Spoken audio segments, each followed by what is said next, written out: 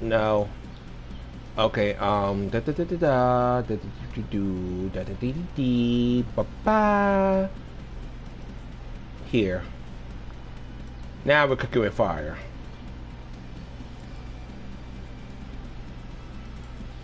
Perfect.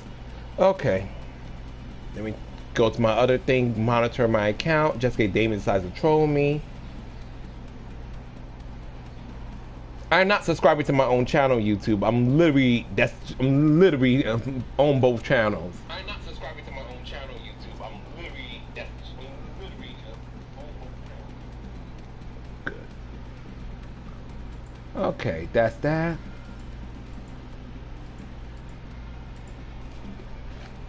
Perfection. Now we can begin for a little bit, then I'm gonna do some drawing. What's up, Justin? Good morning. Just about the skin of my teeth because it's like 3 minutes to the afternoon in New York. Good morning. Hope all is well.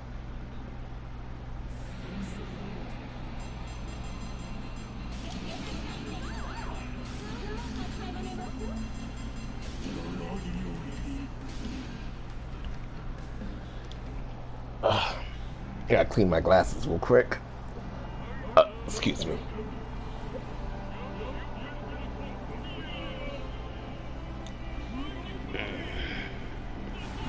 Hope your Saturday's going great so far. I'm not sure if the day off from work or not. I don't go back to work till Monday. So I'm enjoying my afternoon. I'm gonna play some KOF, probably like an hour. Then I'm gonna do some drawing and just relax till the time to get ready for my godson's party that we're doing for his graduation. Well, he graduated already, but we're going out today to celebrate him graduating.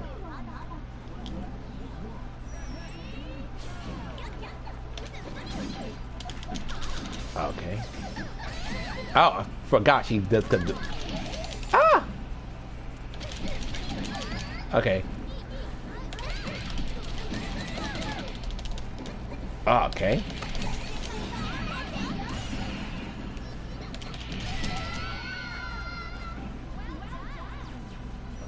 I know, me too. I do.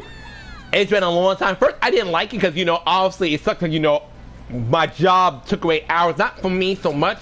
It's just that when we lost the pharmacist, I no longer had to be barter on weekends. And I do miss the money, but I'm like, okay, the bright side about this, I have more downtime for myself, which I realized I really needed.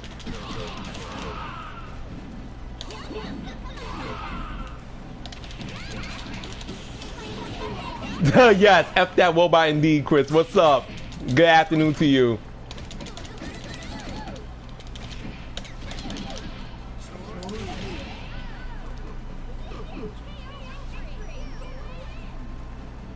I just felt like killing something. I was playing Tekken not too long ago. By the way, Justin, I do have more matches coming with Victor. It'll be up on Monday, though. Just want to give you that heads up.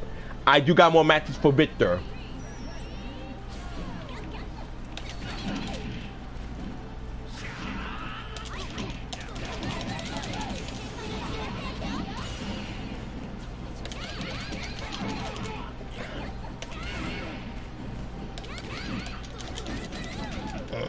I hope you feel better, Chris. I know how that is. I definitely understand how that goes. So, I definitely hope you feel better. And you need to talk to me. You have my number. But I definitely hope you feel better. But I know how that is. Thankfully, I haven't been in a mental slump. Okay, cool. I'll look forward to that. I haven't been in a mental slump. Thank God my depression medicines have been doing really well for me. The worst thing I had this week, I had like a terrible migraine that kind of stood with me like for 3 days straight. And the heat did not make it better, but it definitely went away, thankfully. So I'm grateful for that. It did finally go away.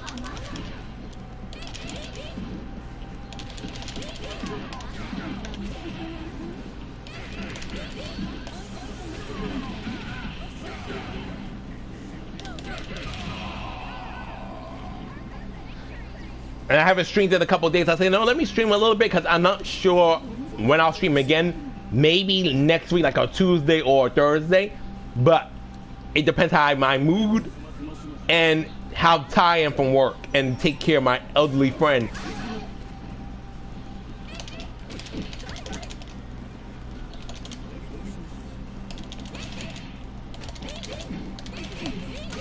Okay.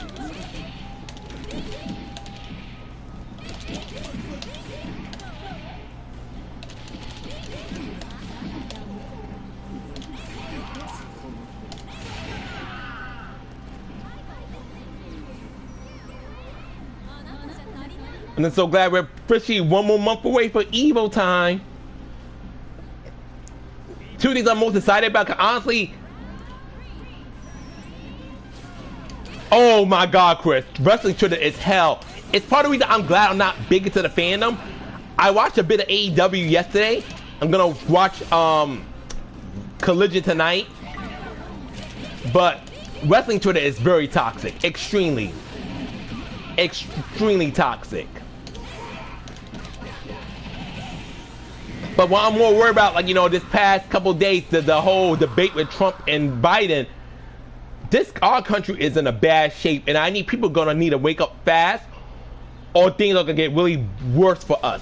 And the fact that we lost Chevron yesterday, I'm like damn, bad enough people, a lot of these politicians don't take global warming seriously, but with us losing Chevron, hurts bad. And I really hope people make the right call when it's time to go vote in November. Otherwise, we're gonna catch a lot of hell once Trump takes over, if Trump takes over. Oh, you want to join? Nah problem. Give me 1 sec.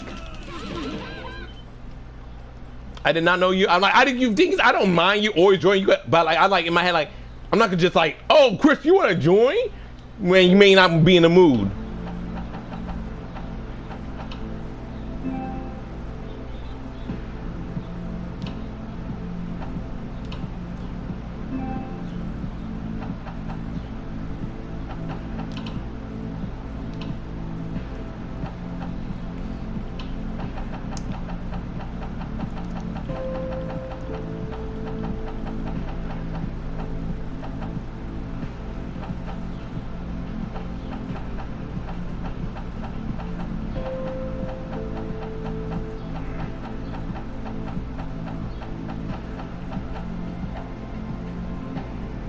Hey Queen, what's up?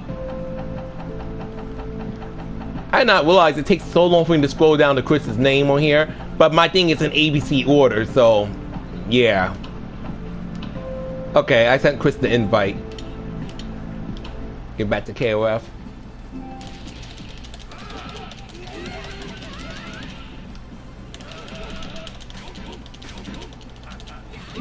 Okay, Yuri. Okay, nice.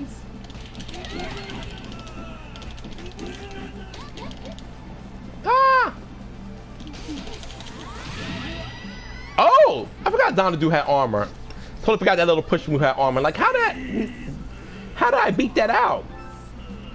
Hey, Chris. Ooh, can you hear me? I don't hear him yet. Maybe take a second. Hello? Can you hear me?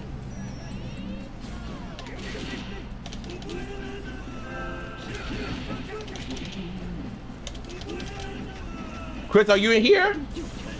I block. Yeah, I'm in here. Haha. Boom. Boom.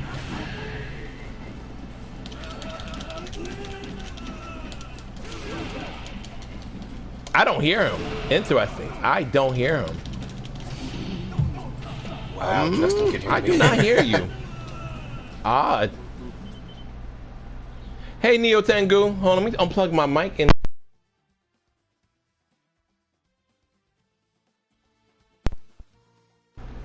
I'm back in. Let me try again. I'm glad you guys hear him. I definitely don't. That's weird.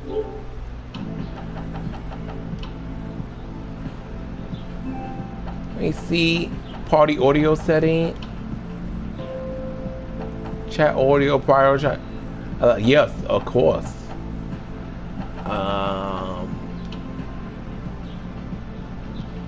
Hi. Boom. Dong. Ding.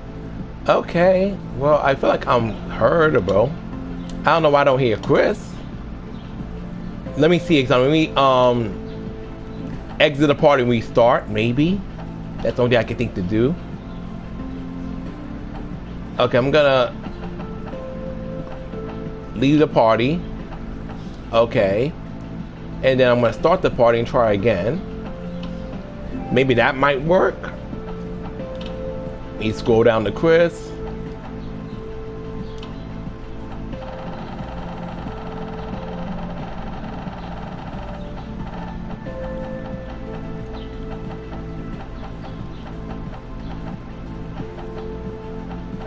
Did I go too far? No. Not far enough. Oh no, I did. Wait, I don't even see Chris this time. That's odd. Huh. Let me try, let me type his name up. That's odd. I don't even see Chris.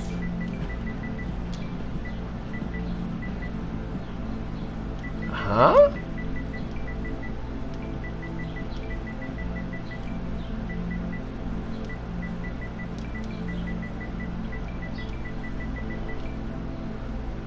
I got him now. Okay, now I got him. Okay. Let's hope maybe that hopefully that works this time. I'm surprised you could hear me, but I cannot hear you. So I sent you another invite and see if it works.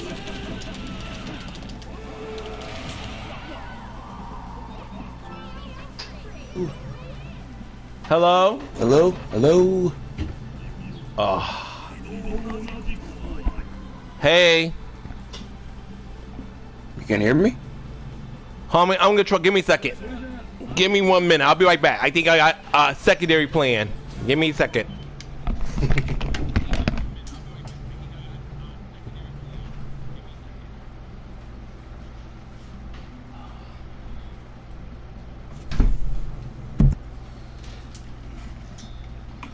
Okay, hold on.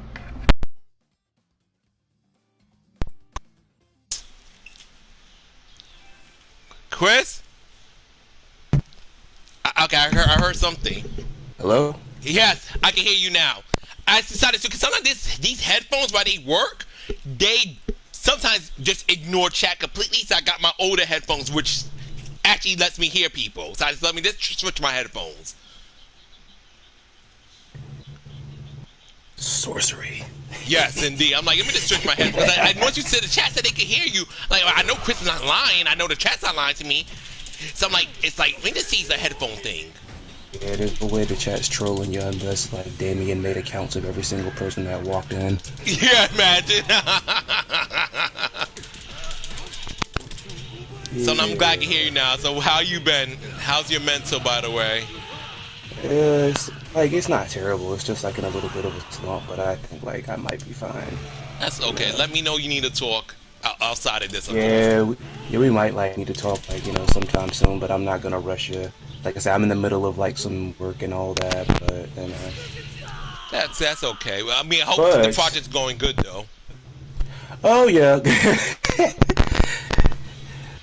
I'll just put it like this. Like I think like we're near close to finishing like a Creepy's recent video, and it's like.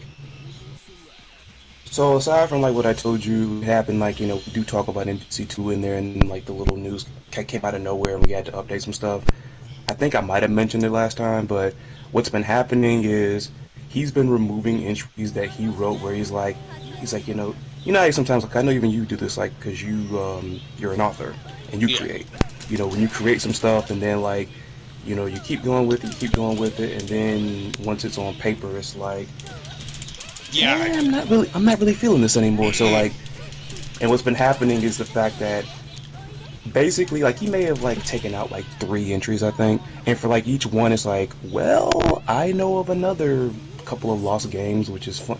Like I said, people like you and a couple other close friends that know me pretty well and know like I've been working with him on stuff. It's like y'all are gonna watch that video and you're gonna know that I had significant influence on it.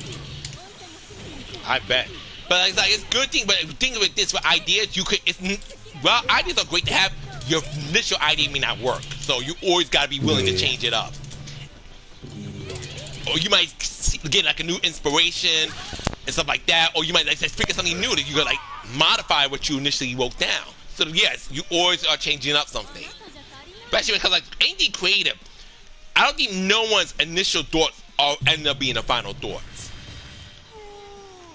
Yeah, you're right, because I mean, this is gonna be a future video. Your initial thoughts are like always like your mental rough draft, but when you get further and further, you're like, okay, this is what I need to do here, this is what I need to change here, or this could be improved upon. I feel like very seldom do people like, oh, my first thought is right. Look at fighting game designers; they'll create a character design and then completely change. That's exactly where I was going. About to say all these like various characters we hear about that almost made it into games, but then they were like, nah. Nah, like the president character that was in Street Fighter 4 that was created for Street Fighter 4, but we ended up getting something like that in 5 with G. Like the idea was to be revisited later and improved upon. Speaking of ideas, I hope Capcom does revisit that Pizza Girl Assassin. Yeah, freaking even Fong was like a character brought up from like an old concept, because they were gonna have like a poison wielding character in Third Strike. Third Strike, yeah. Speaking of, I actually went and paid. Like I was working on stuff because like I had a big segment I edited yesterday, and when I got on, like Tekken the Zombie Bride, I don't think we're ever gonna see Miguel's sister as a playable character. I think they're gonna keep her like that. That freaking character concept is so cool, though. I like that. Like the Zombie Bride.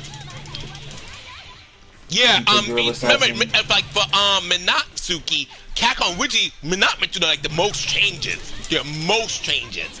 Originally, Capcom's gonna have her be like a Pizza Girl Assassin. Then she became something else. I think like I forgot the other thing she became. Some otaku girl. You know what? I could totally see that based on like this, literally take like Minat's stance and just replace like the crystal ball with pizza. I could totally see it. But yeah, you look at concept art for Minatsuki Yubi. I mean, Capcom was really brainstorming some ideas for Minat. They even had this character I thought was a good idea too, named Rika. That was also Rita, like an earlier version of Minat, where she was this Italian otaku girl. But yeah, Minat went through some interesting stuff. Assassin's Creed Odyssey. Justin was playing that game. Like, no, he's playing Syndicate. Yeah, speaking of, yesterday while I was working on stuff, I actually stopped by because Scotia, who also makes fighting game content, he was live and he was playing like he was playing Bison's like the arcade story, and then he also did a world tour and all that. And I asked him about a couple of things, honestly, because you and I have talked about it, because you got people like the Bison Sims talking about, y'all that are complaining about him coming back, like y'all don't know the lore. It's like, maybe the bigger point is the fact that you said, hey, we're committed to this new generation. Luke, the new Ryu. Jamie, the new Ken.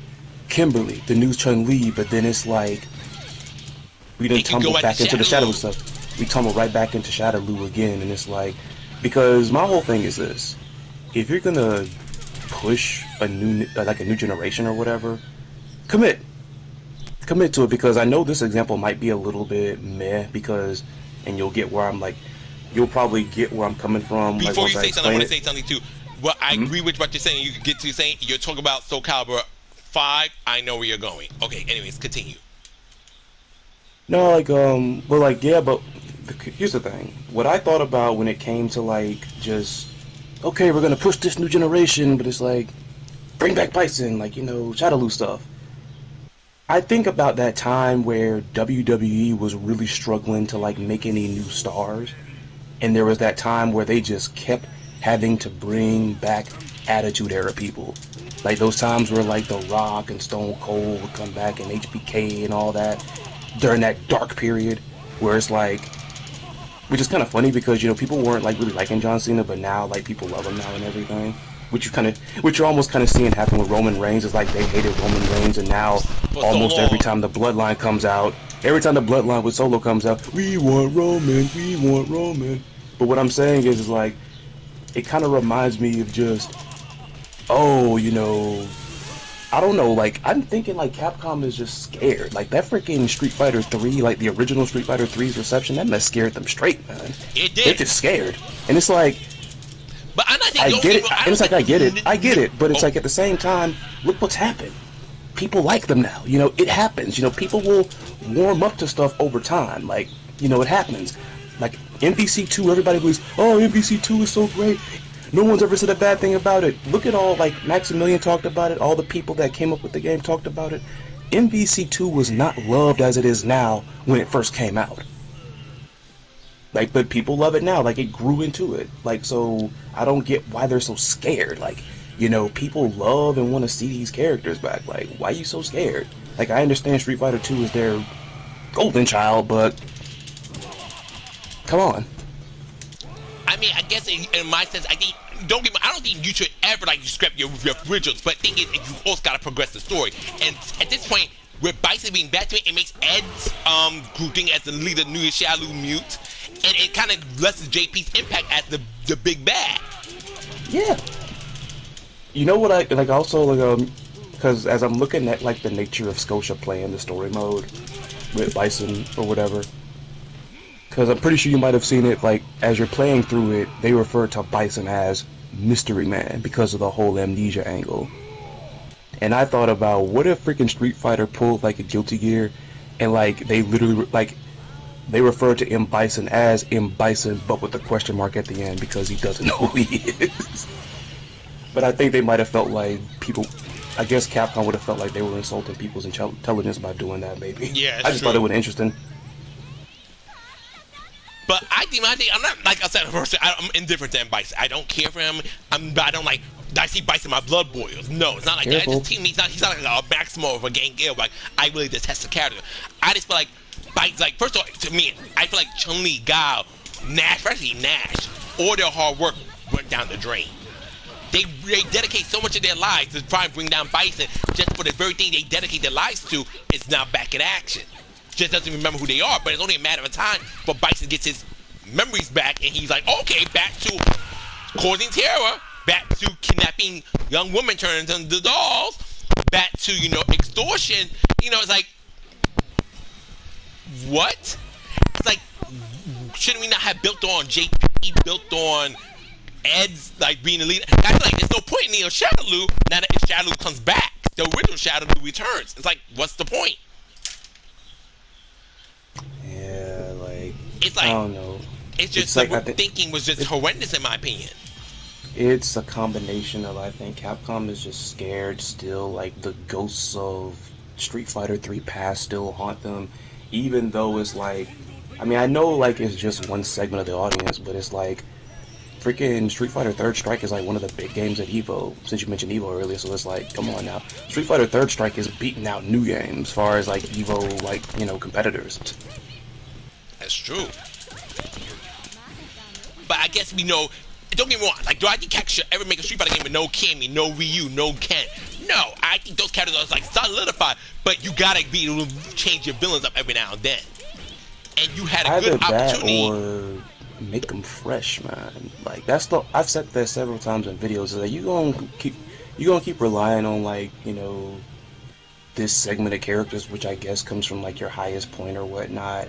Make them feel fresh at this point, because, which, I mean, credit to Capcom, I think they did a good job with that. You know, Ryu even feels fresh, or Ken does. You know, I mean, I still don't like Honda, Blanca, and Sim, but they even did it with them. So, I don't know. It's just. But I think, like, you know, I'm not like, you know, I'm not one of those people. I definitely believe you don't get rid of your staple characters. I like I saw, I was like, go back to Soul Calibur 5. Soul Calibur 5 got rid of the majority of the staple characters, and people did not receive that game well. Between the, like, the crappy storyline, not like in Patroclus, because Patroclus was just a very, people were not fond of him. He was like a terrible example of a protagonist, in my opinion.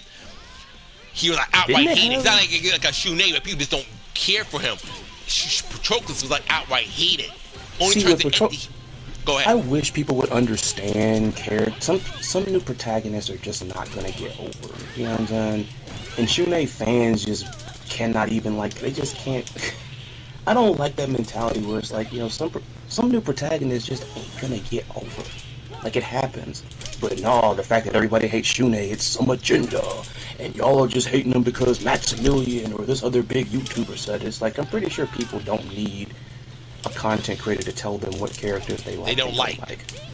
I'm pretty sure they don't need that. Like, I see people talking mess about Alice all the time. I'm not going over saying, oh, you're programmed by this. No, I can understand my character, my favorites are not going to be liked or whatever. And I mean, you coming from a patchy slot game, it's like, you're already going to be under some scrutiny. I'm looking at Suki's comment there. I'm like, didn't Bison, like, didn't they have like some concept sketches? Yeah, there was a concept sketch of Bison being a girl. I mean, people are glad that did not happen. Because one of my friends like, you know, I would hate they done that because they did it with Seth, and people like, I guess people were not that much of a fan of female Seth. I don't know. I thought people receive female Seth okay, and since Seth is kind of like just a body, especially created for Bison. Like, I don't see the idea of him being a female issue. Non-binary stuff kind of that reminds me of like the mess with the X-Men thing where they were talking like they were upset about the fact that one character was like Morph? Yeah. It's like, let me tell you something. I'm like, I hear that, I'm like, let me tell you something. If there's any character, any type of character in a world full of superheroes, supervillains, mutants, whatever you want to call them, if there's any type of character that I think makes total sense with being gender fluid, it would be a shapeshifter. Exactly. Somebody who is shapeshifting is going to be in tune with some concept of gender fluidity. It makes total sense. It tracks.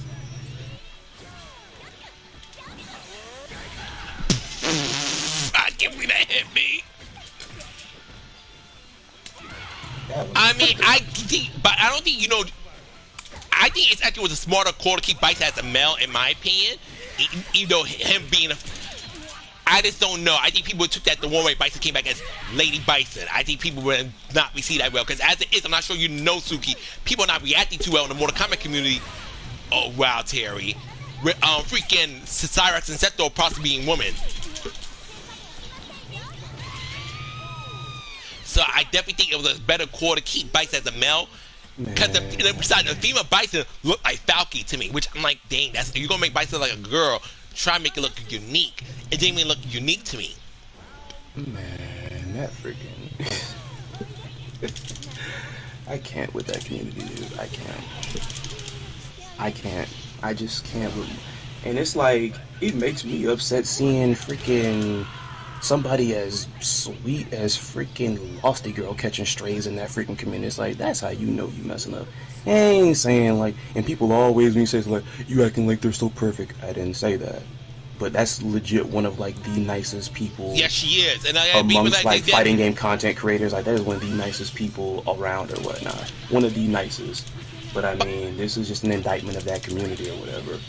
Like, it makes me laugh when people keep talking about how cool overall the SNK community is. I'm like, where the hell are you at?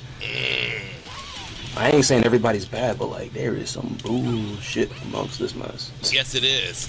There's definitely some a-holes in that KOF community. Like, this one person, which I don't know how they found me, I guess maybe, because they, in their Twitter bio, they said like they're a Subi fan, so maybe that video I made, the little video series I made a while ago, I guess maybe made them a fan or something, I don't know.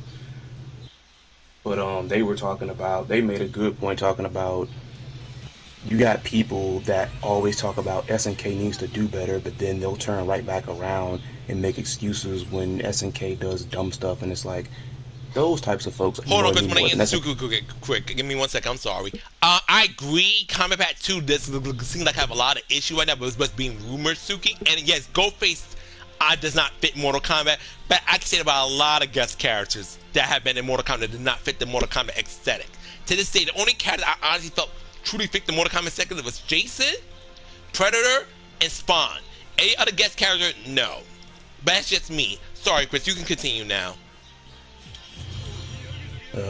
No, like, I was just gonna end it by saying, like, the people that sit there and they'll be like, SNK needs to do better, but then turn back around and, like, protect them from people like me that are being mean to them when I say, hey, fix your goddamn matchmaking. It's like, those people annoy me more than, like, big time SNK haters that talk about stuff like, you know, Garo 2's gonna fail, blah, blah, blah, blah, blah, whatever. Like, they annoy me more than those folks. Because it's like, y'all think y'all protecting SNK from people that are just hating on them and everything. It's like, it's just like that one post you probably saw me put out. Morning, Venus. it's like that one freaking person that was talking about y'all that are, because that freaking news about how Garo 2, like one of the freaking single player offline modes or whatever, and somebody was like, y'all are being entitled and privileged and everything, and it's like, yeah, the fact that we want the game to work well and have like not be dry on single player content like the last couple SNK fighting games are, yeah, we're privileged, we're entitled. You're asking for too much, which I think is terrible mentality people have. You want your game, you're like, hey, you want to keep up with the amount of things so your game doesn't flop, or your game doesn't have underwhelming like sales, or people actually want to have replay value. There's something wrong. I think a lot of fans, the fans who shield for these companies, don't realize that, shielding for them, you're enabling them to stay mediocre, to stay, they don't improve upon things. Yet I get something like straight up like Venus, they were talking. Venus, Suki was talking about like the guest characters. Like, I didn't really chime in on that yet. No, Chris, I didn't spoke about that, Venus. That was Suki asked the question, which is Miss Otaku, and I responded to her about the whole Mortal Kombat thing, and I agree with her that based on what I seen on Twitter and everything, people are not really happy about Sea's Combat Pack 2, and a lot of people have been bitching and moaning about the potential of Cyber Sector. Who's in there? Who's potentially going to be in Combat Pack 2? Like, what's the right now? Potentially, what I heard, I'm not sure Stu could back me up on this. Ghostface, Conan the Barbarian. Well, I think it's Hold on a minute. Hold on a minute. You want to know why I feel like Ghostface shouldn't be in Mortal Kombat 1? Go ahead. Because he's already in Dead by Daylight, and I hate freaking. Whenever I play that game, I hate that freaking killer. That freaking Ghostface is annoying. And on top of that, like, how many freaking characters that are in Dead by Daylight are also going to be in Mortal Kombat? Because Leatherface is in that. Leatherface is in both games. Or was in both series, just saying. Oh, Suki said F Dead by Daylight. I only play it if I have company, which ain't really much nowadays. But I'm surprised Lara Croft's added to that game. That's a surprise on my end. When they added Lara Croft recently. Like, yo, Laura doesn't even feel like she fits the Dead by Daylight atmosphere. I'm like, okay. I was shocked when they added Laura Croft in that game. I think, like, with Ghostface, the concept, you see, the reason why, like, when it comes to me, and, like, this might just be my stance, when it comes to, like, especially looking at previous events, when it comes to Mortal Kombat guest characters, my whole thing is this. They gotta be like, a slasher character. Like, it's gotta be somebody who's gonna shed some blood and some gore then. We cannot be going back to the days of heroic brutalities, please. We can't. That was like one of the corniest things they ever freaking did. Heroic brutality. What the fuck? Well, they did it because DC did not want to see their characters get butchered. That was like, I found that out. Like, that was DC not wanting to see Wonder Woman get her head decapitated, Superman get frozen, his skull without his spine without his back. That's why the heroic brutalities came through. Oh crap! You know how to avoid that. Don't cross them over with Mortal Kombat. Well, Jamie, that's DC wanted to make money, I guess. That's why that happened. Like, just don't do it, because just don't do it. Not saying like that game was completely awful. Like, it has some redeeming stuff to it, but it's like it was one of the more bizarre things that ever came out. I feel like Ghostface is the worst guest character because they're just teenagers in a mass murdering for fun. But also like adults who were behind adults Ghostface mask. Like, the only teenagers really was behind it, like Charlie, Amber, Jill, but majority, and like Billy and Stu. But then you had like Sydney's brother Roman. You had Mrs. Loomis. You had Mortal Kombat 9 saved them more so than DC versus Mortal Kombat. Mortal Kombat 9 was their big comeback. Yeah, Mortal Kombat 9 was, I mean, people did not care for DC more than Mortal Kombat, but if people did, like, I think they had some interesting mechanics in there, and the story wasn't awful. It just, people were not fond of the boring finishers because Skeet Ulrich is still fine. That's a fine man still. Skeet Ulrich is still fine. But what you call it, in general, I just think people were not feeling, the direction. But a lot of people are complaining about MK1. But anyway, the Rumor Combat Pack from MK1 Season 2. You mentioned Conan the Barbarian too, so... Yeah, Conan the Barbarian, but that's not 100% confirmed. It's either some people saying it's their own character or it's a skin for Kodo. Because Kodo's also supposed to be coming in MK1. Ooh. Allegedly. Remember, this is all alleged. Jade is the only one, man. Like, Jade and the robots are the ones that are fully confirmed. Jade, but I think a lot of people say Sector and Cyber will be the robots are gonna be female. Some people even saying Cassie and Jackie are becoming Cyrus and Sector. Don't know how true that is. That sounds far-fetched to me. It really does. So I'm taking that with a grain of salt. Some people say Terminator's supposed to come back as a guest character. Not fond of that idea. Oh my god! Yes. Like how many? Terminator's supposed to come back, and then yeah, see, this is what I'm talking about right here. This is what I'm talking about.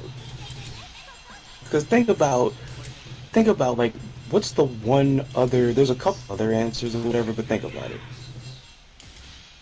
What other freaking Harumi, yes, Harumi was also rumored too, Suki, you're right. Scorpion's wife. It was also rumored to be a playable character in that game too, for season 2. What other guest character you could think of that's made more than one appearance in a series that's not a crossover? I mean,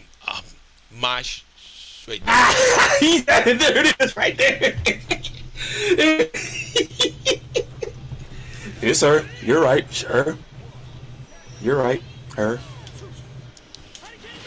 So I'm like, okay, that's a rumor. Sound like you said it's time, but yes, I heard Harumi.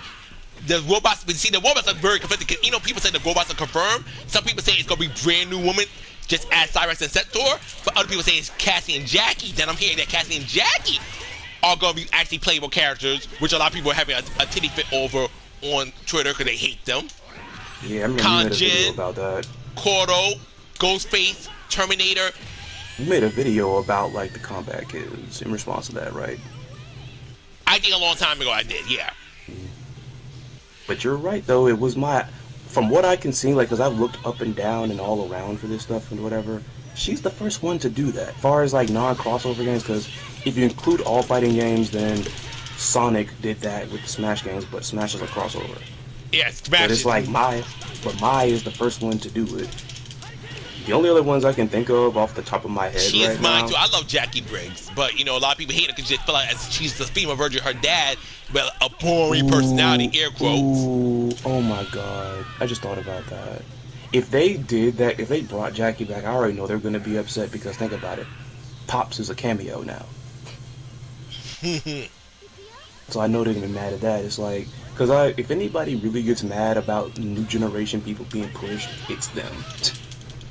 That community hates that mess. Yes, like Jackie, and I thought I had order, but Jackie gets the worst hate all the combat kids. Speaking of with the combat kids, I don't know if you stumbled into it. You stumbled into that one freaking Mortal Kombat creator that was the talking... Total MK Total. Yeah. The racist dude. Yes, I saw that because I saw that. I'm not like he's so stupid. And that's just a nice way, but he's just being very stupid. I looked at that like, huh?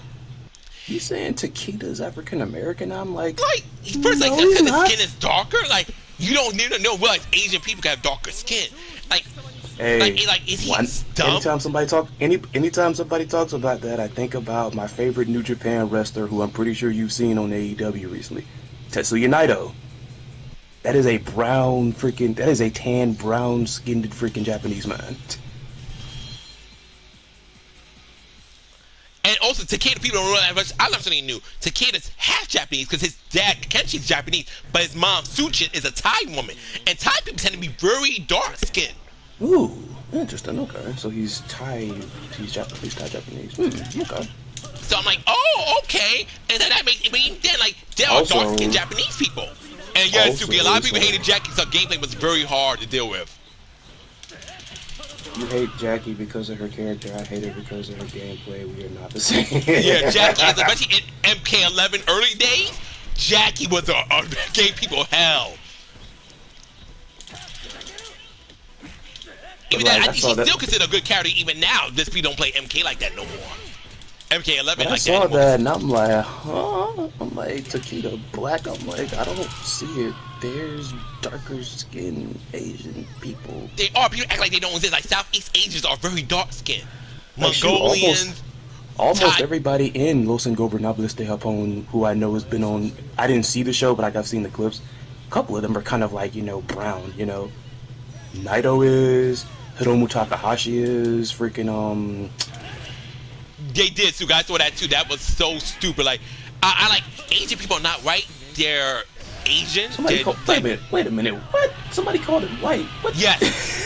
It was the total, and King I believe called Takeda right. He was the one who called him right. Like, oh well, right. I can't remember. Like he was like, you know, he's a white guy. I love that song Rockstar by her too, Justin. That song Rockstar was amazing.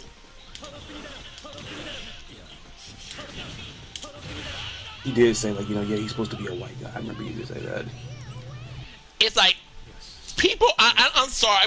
I didn't. You know, as a child, it makes me almost wish I had my child ignorance when it came to racism. You know, I'm glad I don't.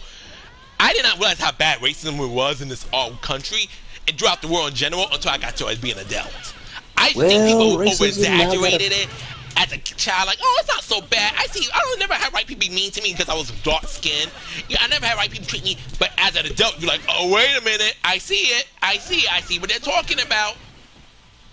Right, like, but it's so, because my mom would always say this, and I think it's pretty much dead on. My mom would always say the reason why it's still going on is, like, far as like over here in America, it's still going on because America has never really sat down and dealt with the issue of race. Never.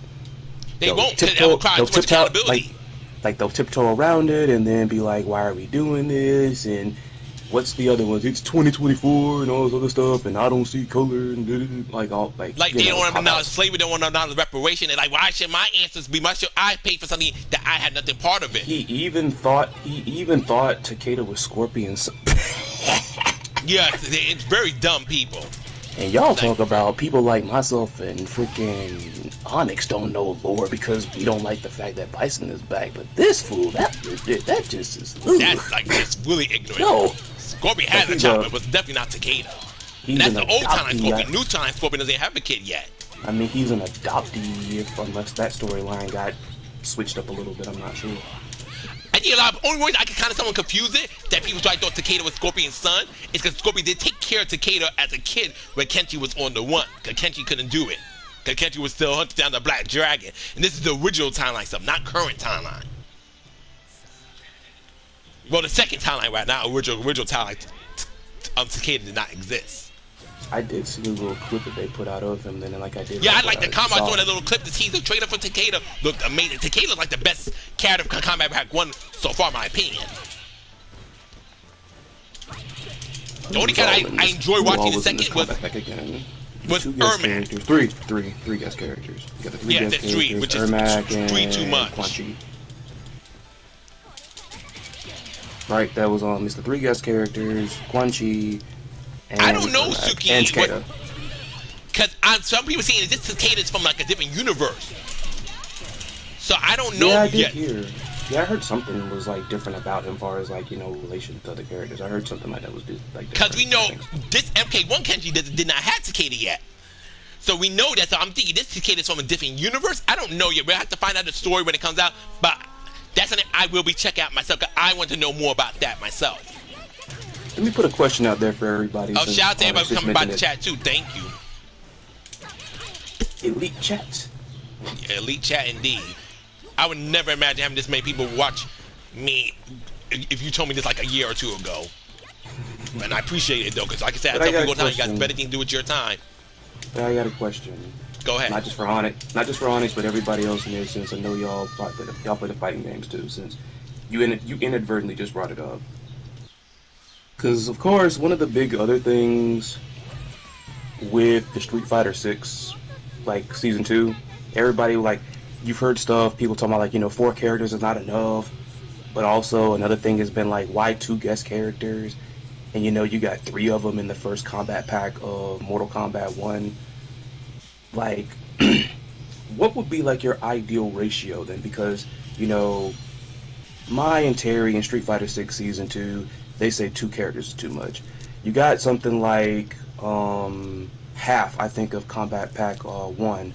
They say 3 is too much. Because it's Takeda, Quan Chi, and Ermac, and then 3 guest characters. So 3 and 3. And some people said that's too much. So like, what's your ideal ratio with like? My thing, and like Suki, I did not know that. Maybe that might be the true thing for the new timeline. That might be the new thing, because Liu Kang did make the new timeline somewhat weird, so it could make sense. But whatever, that might be true. But my thing, Chris, See, with Street Fighter, with my tier, personally, I don't mind. I don't care. I don't mind. It's just me. But I think because the Street Fighter 6 only gives you 4 characters per season, my interior do feel like too much. Now, is this like Street Fighter 5? You got 6 characters per season.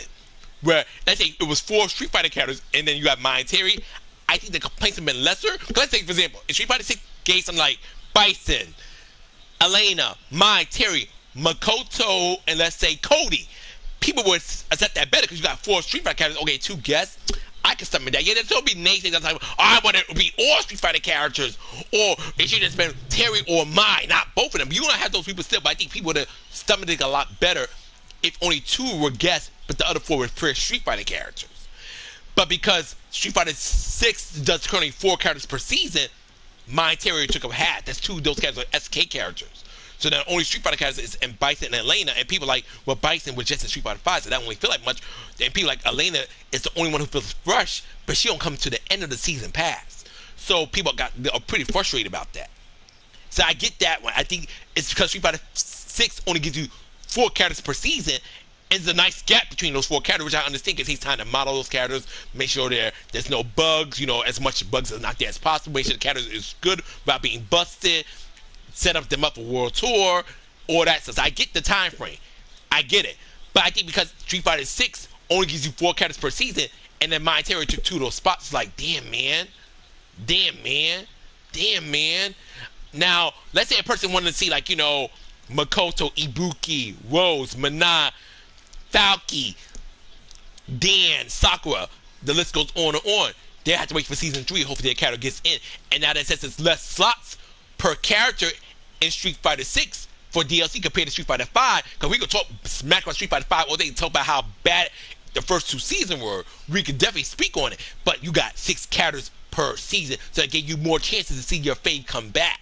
Whereas Street Fighter 6, the chances are lessened because you only get 4 characters per season.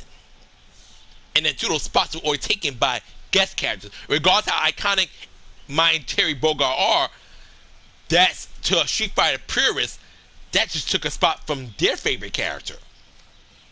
And now in Mortal Kombat, it's even worse. Because Mortal Kombat is flooded because outside of Omni-Man, only guest category people we see was Omni-Man.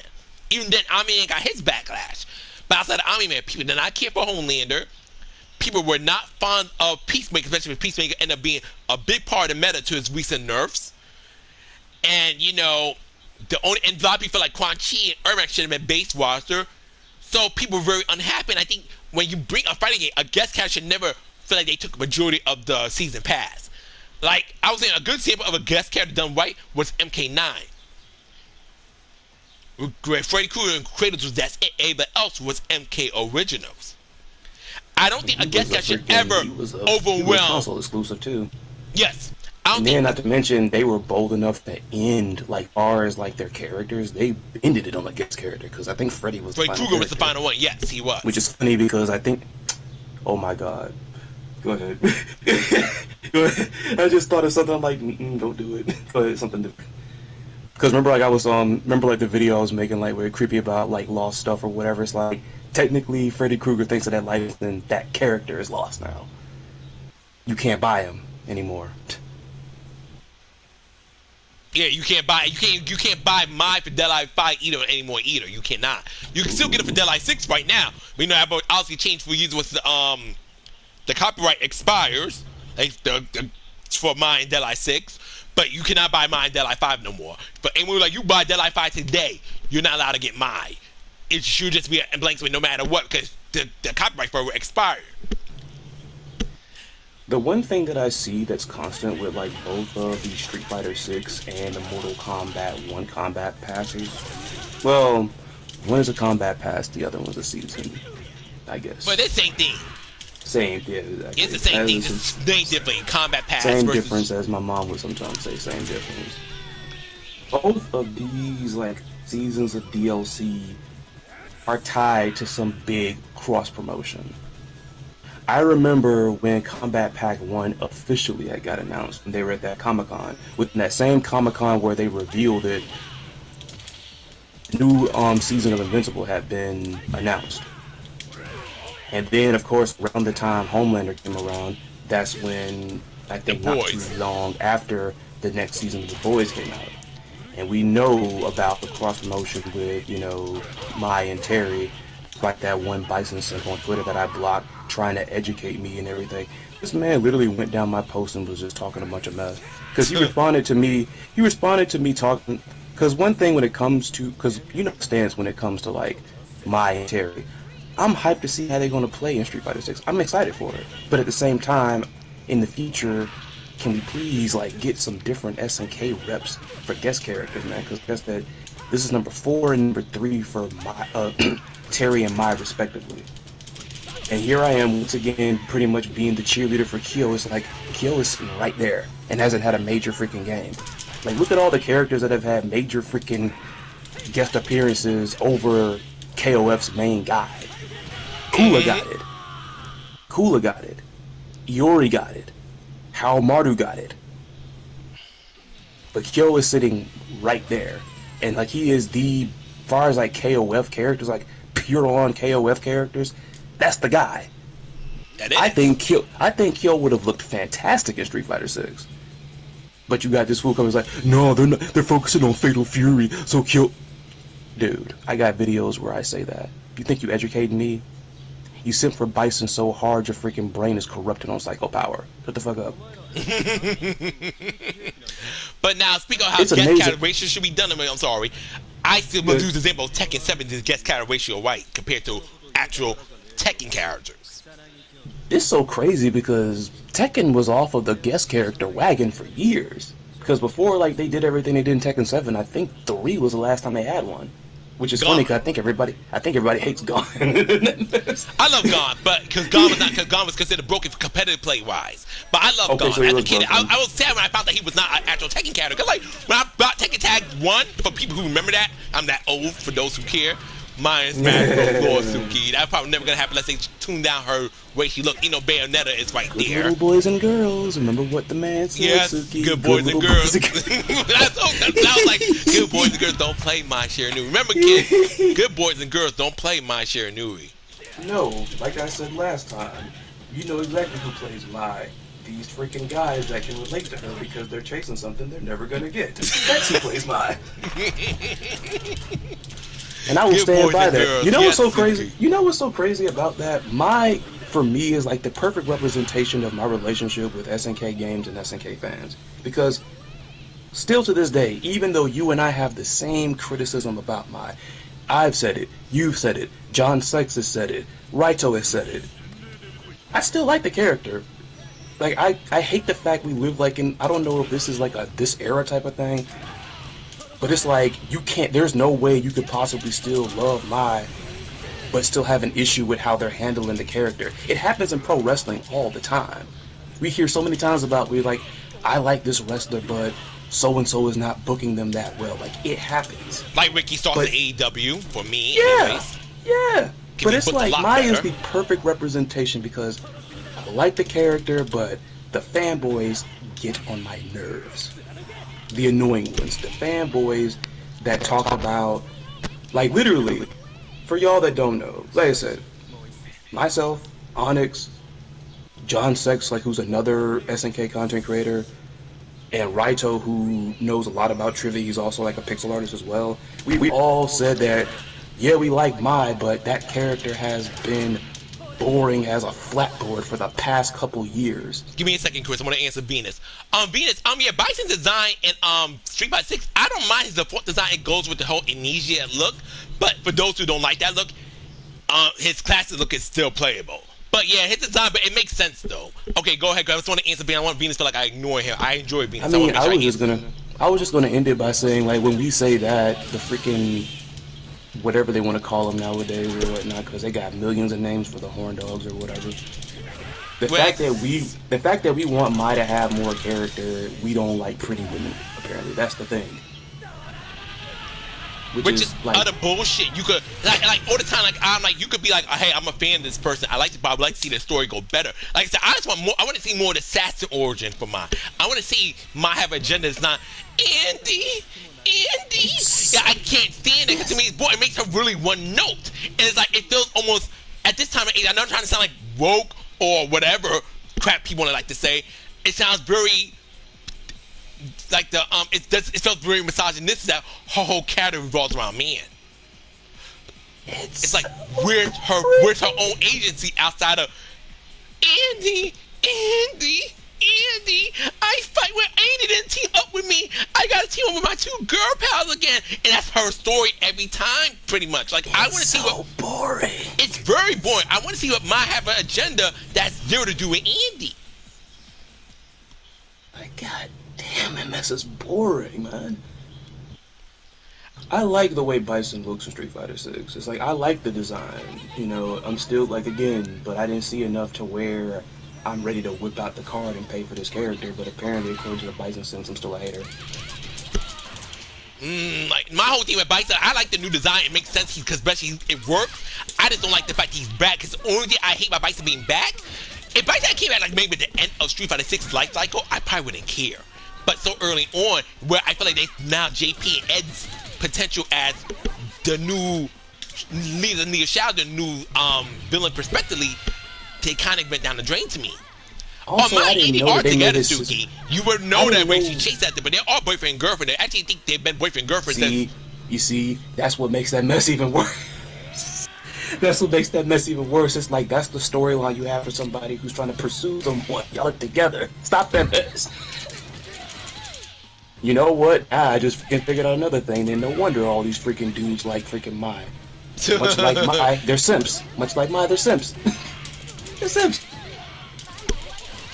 My whole thing is, it's like, fine, whatever. You can be loved, like you love your, but your whole spouse cannot be your personality. That's retarded. Your whole spouse cannot be your personality. Like I said, if I'm dating Chris, I will love the hell out of Chris, but Chris wouldn't be my all. I have an agency outside of my significant other, and vice versa. Whoever I'm with. If my ex was not my everything. Did I love him? Of course, but he wasn't my all in all. My life did not revolve around him, and I just don't like. Go ahead. My storyline is that freaking episode of Hey Arnold where his grandpa found that locket that Helga has with Arnold's picture in it, and he's like, "Hey, look at my Arnold! Look at Arnold! Look at my Arnold!" He's showing everybody the locket because it's a heart-shaped locket and it has Arnold in it on it or whatever. That's literally my storyline. It's literally. Yeah, it's just like I want Mai to have maybe just a targeted share news need a candle, maybe an old rivals coming back. I feel like Mai, a lot of people, I think you don't know it. People forget Mai Shiranui is trained as an assassin. Yeah. We don't get to see. I'm not saying I want Mai to become a villain. I'm not saying I want Mai to become the Japanese Nina Williams. But I like to see Mai tap into that more. Oh, Mai has got an assignment to take care of a certain somebody for the Shiranui clan. You know, nice one, Ramon. I like shit like that. I don't want them to turn Mai heel, because if they turn Mai heel, what's gonna happen is it's gonna be the same thing, except Mai's gonna be simping over some bad guy at this point. No, I don't want them to turn Mai to like some. I don't want Mai to become like some serial killer. No, don't get me wrong. I don't want Mai to even become evil. No, she's actually a trained assassin. People were like that thing's fall asleep to that because spoiler, her character does not present that crap. And the thing is, it's like, it's so clever. Like, SNK did something clever with like a character that's kind of like straddling the lines of fan service.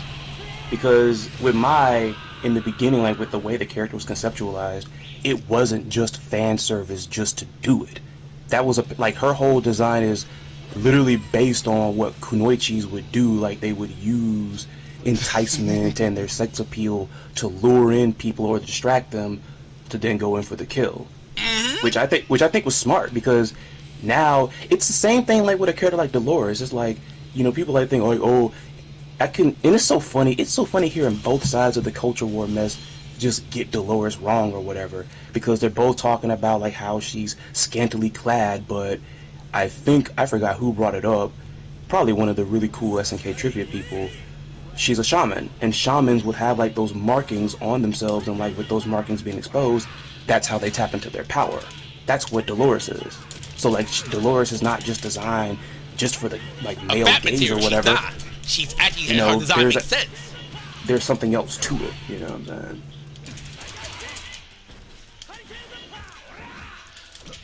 But then when you're attracted, it doesn't matter how, like Ivy, people don't realize Ivy Valentine is a very serious character, but due to her design, people just kind of look at her as fat material, and that's not all she is. I like how Justin put that in the chat, dude. Like, I was like, let's break away from the Andy, like, oh, the meat, right?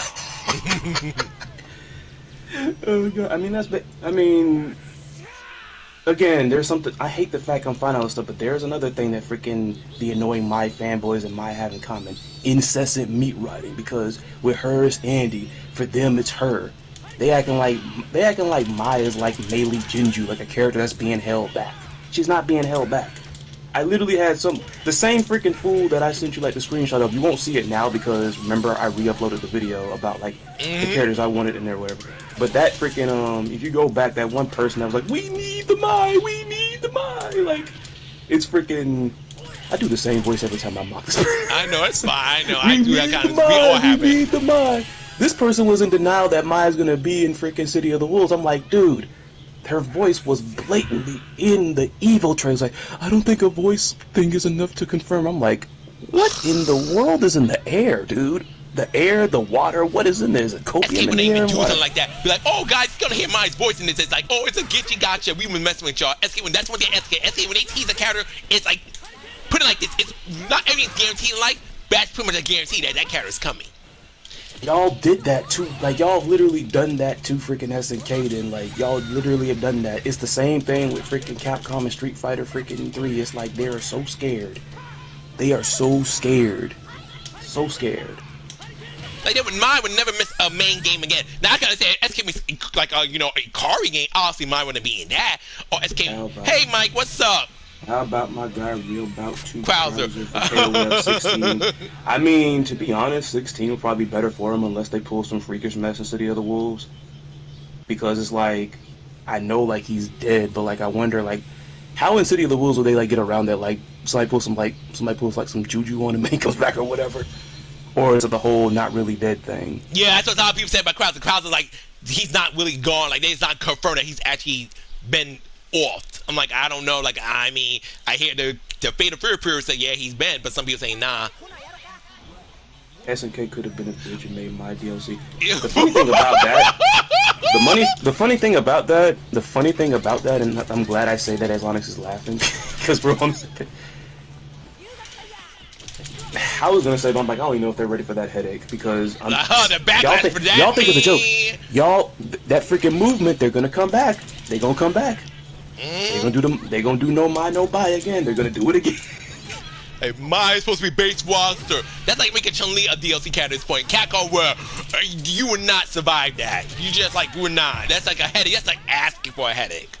Because I was gonna say, the funny thing about that is, if they did that, people will complain, but they'll still buy it. But it's like, DLC characters take time to come out, so it's like, does SNK really want to like go through that headache of hearing no Mai no buy for what? Let's say on an average of 6 months.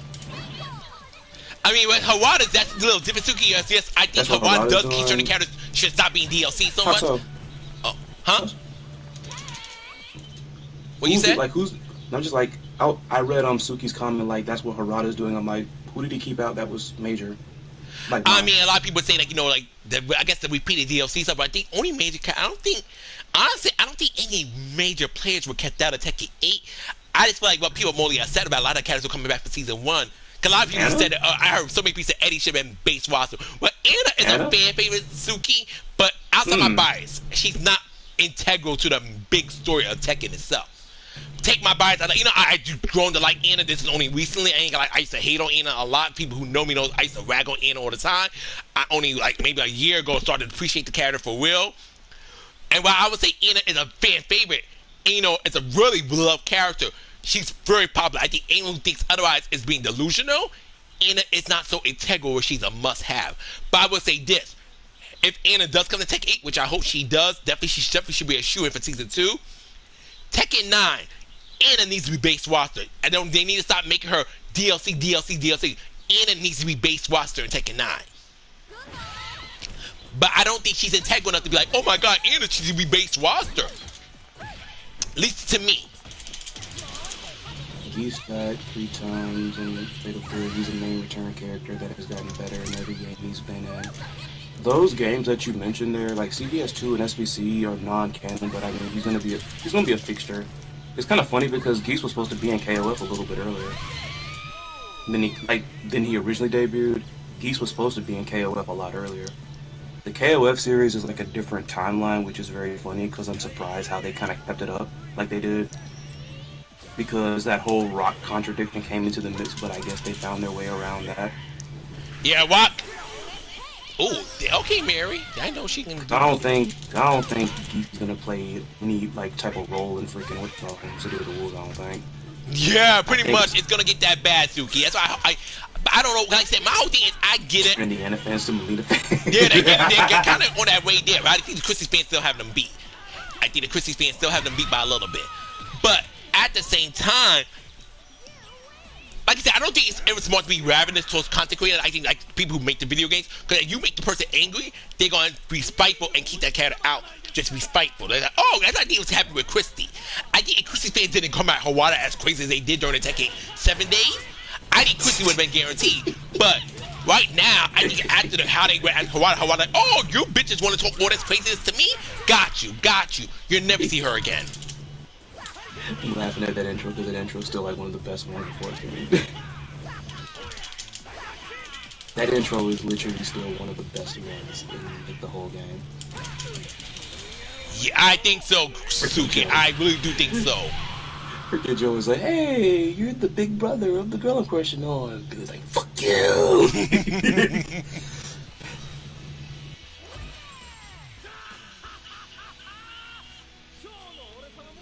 I do like, between the two sisters in Tekken, I do like Anna more.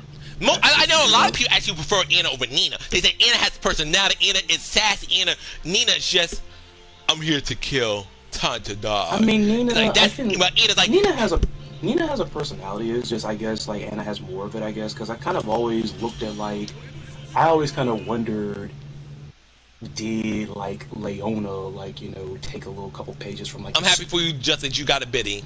Like, you know, the whole stoicness, like, Leona and Nina had that whole kind of stoic thing about them both, honestly, and people love them both.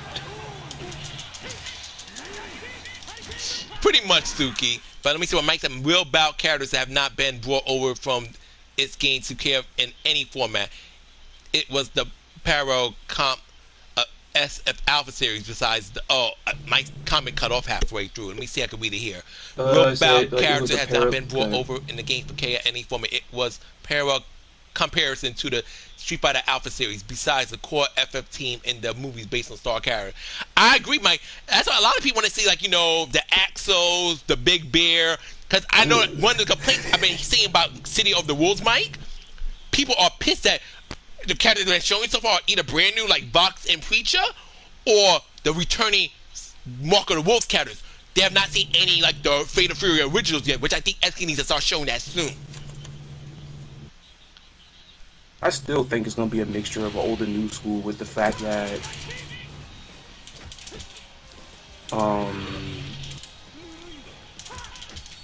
they've teased a bunch of old school characters like in more ways than one. Like, you know, I thought the map was kind of like a tease, like how like the Southtown map.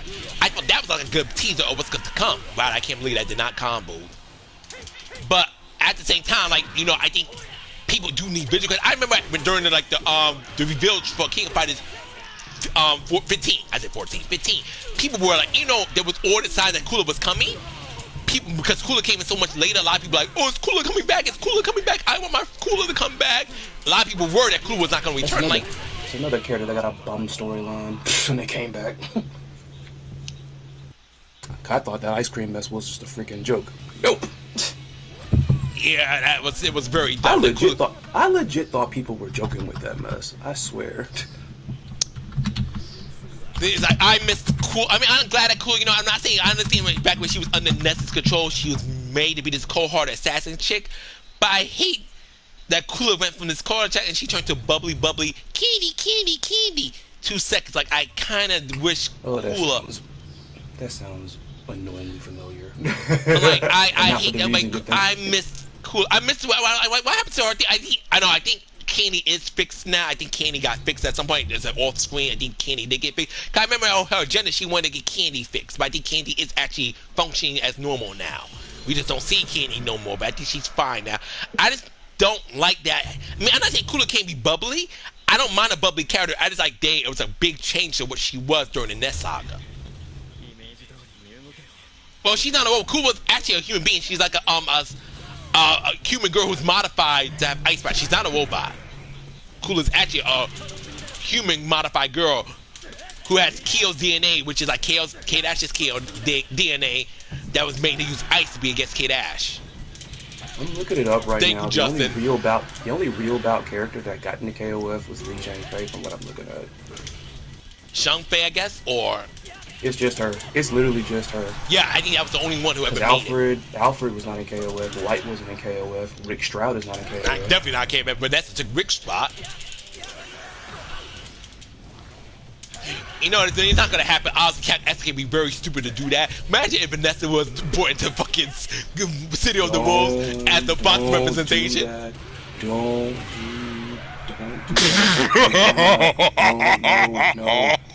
Vanessa is cool. Vanessa is awesome. I like me some Vanessa. Like, I like the fact. I mean, and like literally, like it ain't even. I just find it real cool. You got like a character. First of all, like, you know, female character pretty modestly dressed in, like, the most she got is, like, the arms.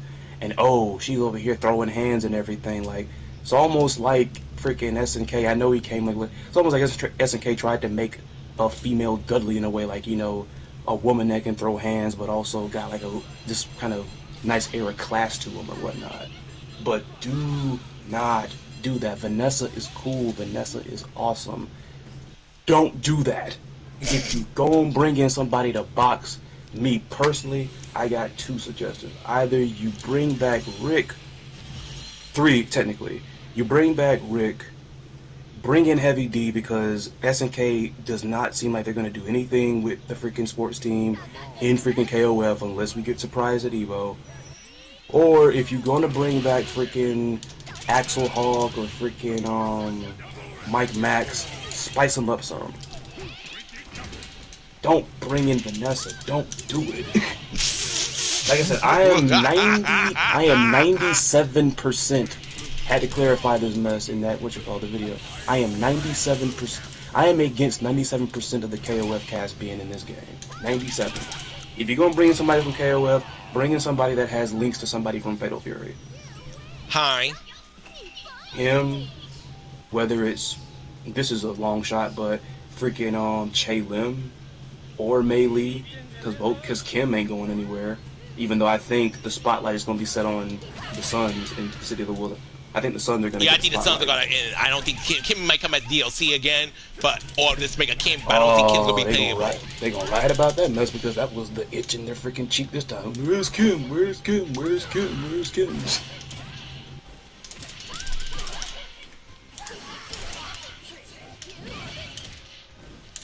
Yeah, Candy Diamond is the robot. Oh, yeah, Candy Diamond is the robot Suki, not Kula. Kula is a modified human.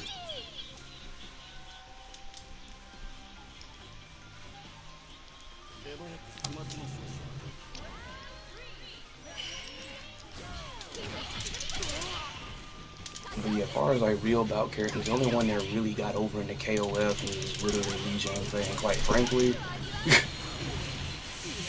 Pretty much the one that did anything of note in the future, honestly. But like I said, Alfred ain't nowhere.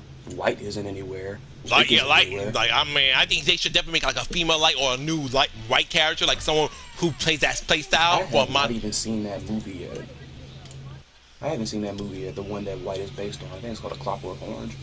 Yeah, she is a special skin for Kula, and then Master Impact. Master Impact did a lot of quirky things. I didn't mind it personally. I loved it. I still like the Master Impact series. It's my favorite series. But I don't think, you know, certain times making characters dressed like other characters was not always the best idea. And I think that's what's one of them. But I do like the fact when you did pick the candy skin for Kula, she had a robotic tone to her. That I did like. I mean, KOF Maximum Impact went pants on head crazy with special skins. I mean, hell, you got freaking Che Lim dressed like freaking Mei Lee. Mei Lee, and you had Sori dressed as Ramon. You had Iori dressed as Shen. There's a couple of those, isn't it? Okay, no problem. Take your time. I know, wouldn't rock like Kaede from Last Wave? Yeah. See, that's one thing you can say about that game right there. You know, at least, like, that game did with, like, its unlocks what KOF and freaking City of the Wolves should be doing right now, honestly. I hope, well, time will tell. Because that's what the thing is, Capcom SNK look like they. Yeah, they are. It seems like they did definitely fixed their relationship, Mike. They 100% did that, which is good. Athena got her own game. Yeah, she does. She originally Athena comes from Psycho Soldier, and she had Athena Awakening, which is a series I watch. It's actually not that bad. I watched it on the playthrough on YouTube like maybe like a year ago. It was interesting, but like an RPG type game. It was interesting. But yeah, that's the only time Athena had her own game. Athena did get her own game. It's like Athena called Athena Awakening. I forgot like the full title. I think so, like something like that. Suki. Yeah. Yep, her PS1 game. Yep, Venus got it.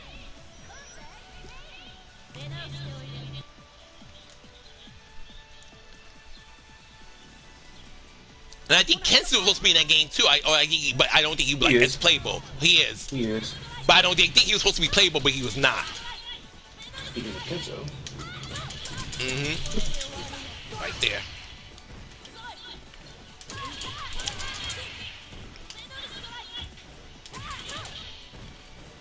Athena, she even has a game called Athena on Stage, which is like a simulation or whatever they call those types of games.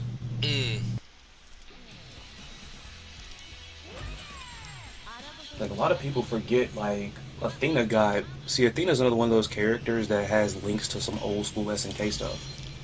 A lot of old because the original Athena was like a platform, which I think like that was a platformer. I think. Yeah, it was a platformer.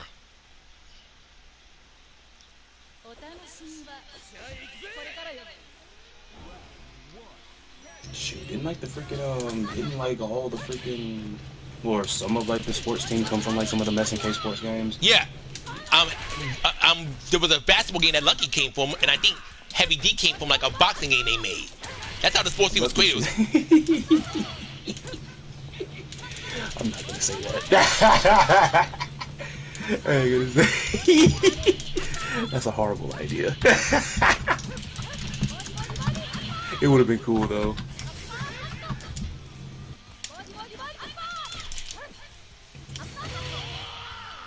Then again, those games came out around the same year, so that wouldn't probably happen. I was thinking like Lucky should have been in Shaq Fu, but I'm like that probably wouldn't have happened. Because KOF 94 and Shaq Fu came out the same year. Interesting. But by the way, speaking of SK, when they reveal, what are you guys expecting? Like, we obviously don't know what's gonna happen, obviously. But do you think we're gonna get like 7 DLC characters with the final season of KOF15, or SK's gonna do like the lazy thing and just give like maybe 1 or 2 characters to call it a day? Well, that very last thing you said. Can Athena still heal herself? Not in this current game. She has not. Last time she had a healing move was I think she was 2003, Suki. The funny thing is, the last thing you said amongst those possibilities, I think, might be the possible one. Because I do address this, like, in a video I haven't uploaded yet, like, I've been busy with other stuff. You got some smarks. I love when I call fighting game freaking... I've been playing a lot of... Fade to Fit. Effort.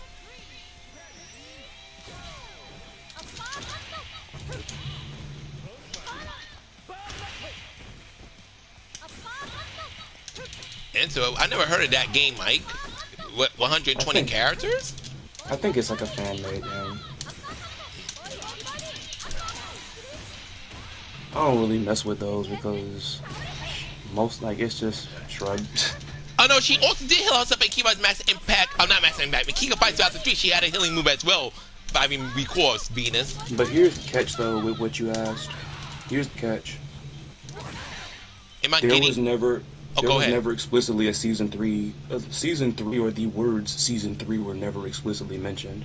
No, it was not. And then if anything, you remember that post that SNK put out where they were like special character development announcement. Yeah, that was a lot of people are really banking on that word special, thinking like, thanks to what happened with Street Fighter 6, we're gonna be getting like a Street Fighter character. In that's KOF. what a lot of people are expecting too. I mean, if we do you guys? Who are you? If we that's something.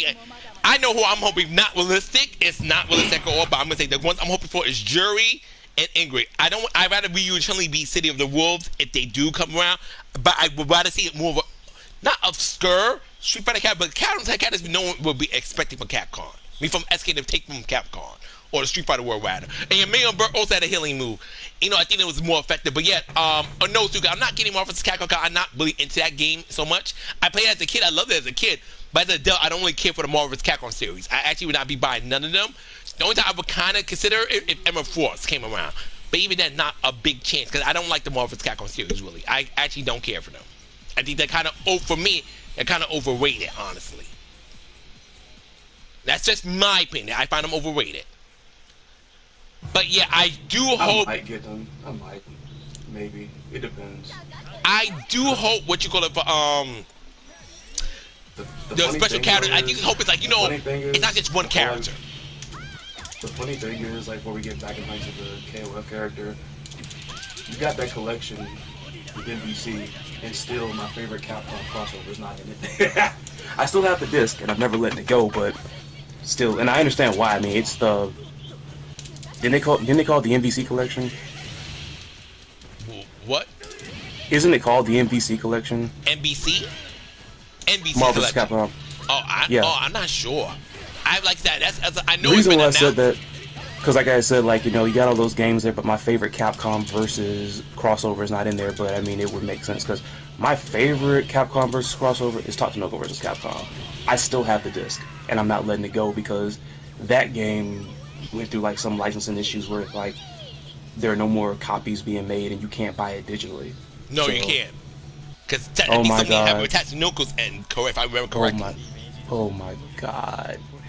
We're not gonna update that video again. We're almost done again. But if he throws another one out, then I have another replacement. Then maybe like, why you throwing the fighting games in there? It's like, cause that's what I know about. But yeah, I do think that, you know what? I do think we are going to see mainline KOF get its first third-party guest character. I think we're gonna see it. Because technically, if you look at all the KOF, like all the fighting games, there's already been a third-party guest character. And what's so funny is that character is in a series we've been talking about in here today, Maximum Impact. Because Makoto Mizuguchi is in one of those games. Regulation A. He was supposed to come back too when they were going to do the next Maximum Impact, but it didn't happen. Too. But Falcon can't get, he saw the reception, how people just talk about Master Impact. I think, see, now, if Falcon tried to Master in series now, I think he would get a better reception. But back then, nah, yeah, people were just very critical of the game. But I really hate that they made that stupid decision when they released Master Impact 2. Initially, they called it King of Fighters 2006. That was so stupid. Cause it hurt the sales a lot badly for that game. That confused me, honestly. It confused a lot of people. Because people like, with this and like, that was so stupid to call it King of Fighters 2006. They should have called it Master Impact 2. Because I found that Master Impact actually did successful. It was actually Master Impact. The first one was actually a success story.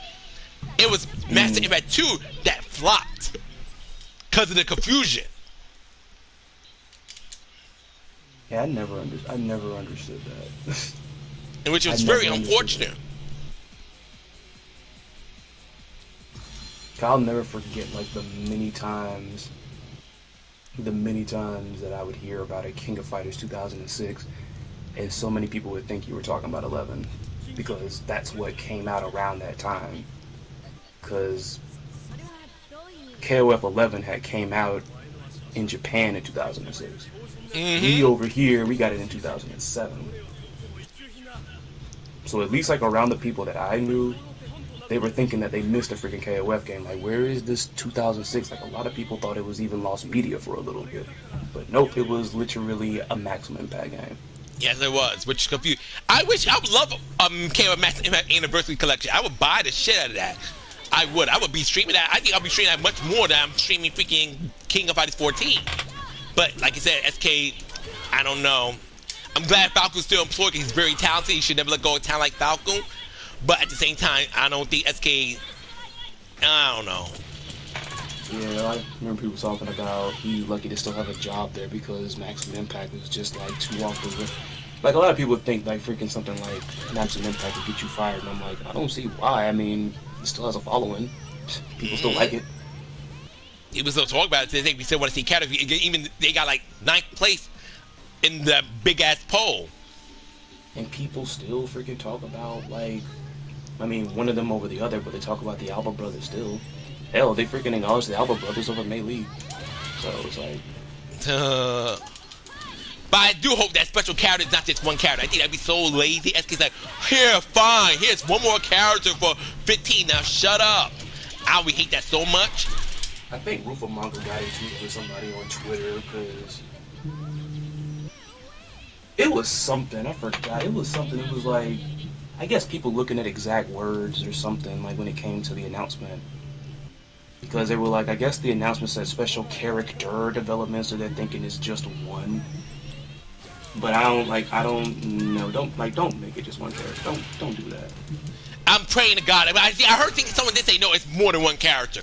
But I'm like, don't do that. Some lazy ass shit right there.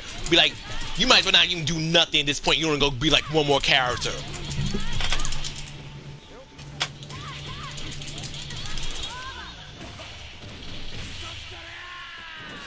I mean, at this point, like, I would think they would drop maybe they would drop like a whole other team. How about that? Like a whole other trio and like it'd be a guest character team. I just personally hope what I'm hoping for is like, you know, best case scenario is 7 characters, like, you know, the guests and 6 other KOF characters, and people could be happy about it, really round out the season. Worst case scenario, they at least give you guys Shenwu, Mei Lee, the guest character. I guess Oswald, since his model's already there, and they make sure every character who's DLC in 14, 9, and 15, and make reverse playable. That's like the worst case scenario I have in my head. And that wouldn't be great, but I can see it being satisfactory. What if they brought out a freaking Street Fighter team and it was Ryu and Shenwu? I think people be pissed. You look at the reaction getting that Mind Terror getting in freaking Street Fighter 6 for being like taking up half the fucking season pass. I just hope like the same people that are upset about that are not the same ones that were clamoring for a CBS suit. Because as far as I'm concerned, it's like, if that sells well or does well, we're one step closer.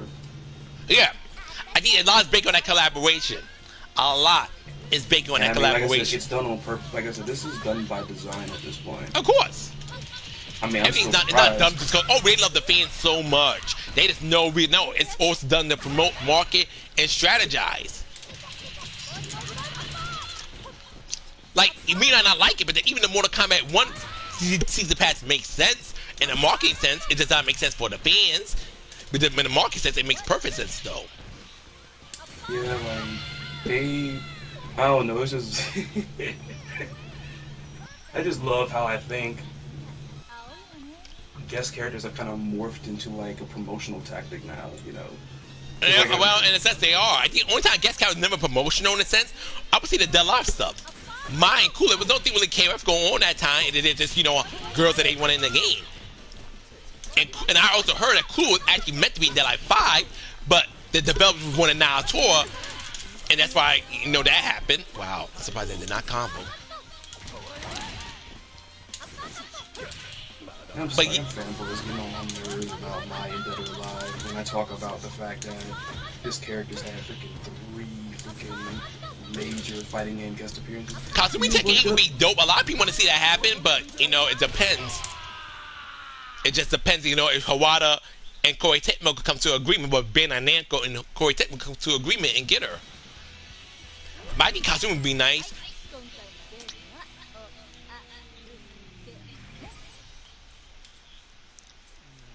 I don't know, like, didn't you mention like freaking Tekken fans not really being hot about any more guest characters after Tekken 7 Apocalypse of the mess?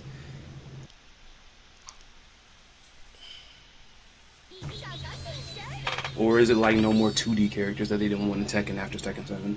I didn't want to know what 2D, but Kasumi's a 3D character, so I wouldn't mind Kasumi. Okay. I would not have mind Kasumi. She said Kasumi, not Kasumi Todo. And I do like Kasumi Todo, just not for Tekken's anything. She is too much 2D for me, like in Tekken. Kasumi Todo? Yeah. No, don't do that. Yeah, don't do that at all. Yeah. Yeah, I can't do no more 2D characters. Eliza would be the only exception because she is a Tekken original. Eliza always says that, like, oh well, whatever. Well, she was like a freaking. She was built with some 2D stuff in mind, but she was still built by like Namco. You know, it was like their attempt at making like a character like that. It ain't like you, cause think about it. Even though she came with like her own little unique stuff, like the meter and all that, that's still different from like dropping like geese in the game. Geese and they just Akuma gave them like much almost. different. They just gave them everything. Like it wasn't even just like a freaking KOF meter, like with freaking geese. It was the everything. The max mode cancels everything else. Jeez. Well, in the right hands, Eliza was very hard to fight. I know a lot of people said Eliza. I know she was also doing well in tournaments. So Eliza was not a bad character by no means, but I feel like she played more. She had to respect the Tekken rules better than Geese and Akuma did. Geese and Akuma felt like they bypassed some of the Tekken rules, while Eliza still had to respect it. Yeah, some people would tell you they weren't coming. Like in most cases, when you make a guest character like that. When you craft guest characters like that, as one person put it, and I wished I remembered this. This was a video way in the beginning when I started like getting into fighting game video like content. But it's like you bring in somebody like Geese and then freaking Akuma into Tekken. They're not coming in and playing Tekken. They're coming in and they're playing their games in Tekken. Yes, that was the thing. Akuma and Geese, Akuma played Street Fighter, Geese played KOF, and it's like, oh. And it made it hard as hell to fight them. And they had the Tekken advantages like sidestepping and stuff like that. So they're not only playing their game, they get all the benefits of being in a 3D fighter. Because think about it, it's like you have to do a pretty like specific and like gnarly type of combo to get like corner carry in Tekken. What you gonna look like with a character that has a special move that's just gonna freaking just run you all the way there? Like just in one fell swoop, just push him into the Oh, net. Suki, pay attention to what Mai says to Oswald. If I don't lose to Shane Leona, which I doubt I will, watch what Mai says to Oswald to show you that the assassin point I was speaking to earlier. Oh, yep, that did change fast. But I do a lot of people think people also like downplaying Akuma. And I think people didn't figure out how Akuma's supposed to be played. I think a lot of people went to the mindset that Akuma's supposed to be played like a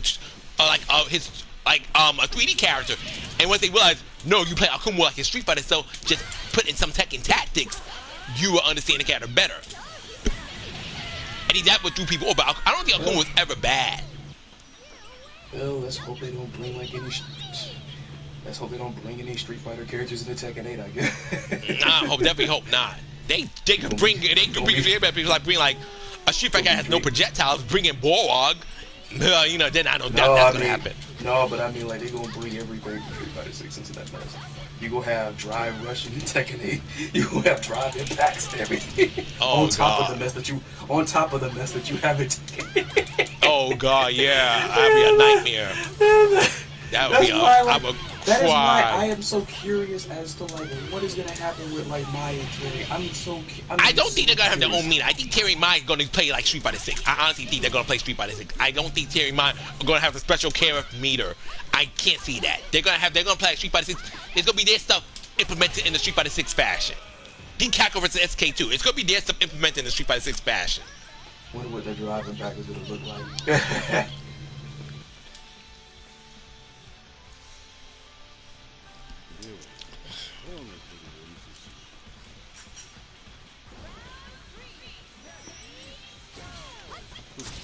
Oof. Oswald. When Terry gets his number 5, freaking major fighting game guest appearance, I'm done. Because it's gonna happen. I feel like, you know, It's gonna happen. It's gonna happen. ooh, I feel like it's gonna Terry definitely gonna appear in another fighting game in the near future. Tekken 8. Oh God, let's not that one. No, I'm hoping maybe even worse, maybe some indie fighter that needs, like, Harada, if you watching this stream, it was a joke. Don't do it. They don't want. My friend here doesn't want the freaking 2D characters. No, don't do Okay, it. Suki, Don't look do at it. my sister Oswald. I'm not gonna touch on it so you can see it.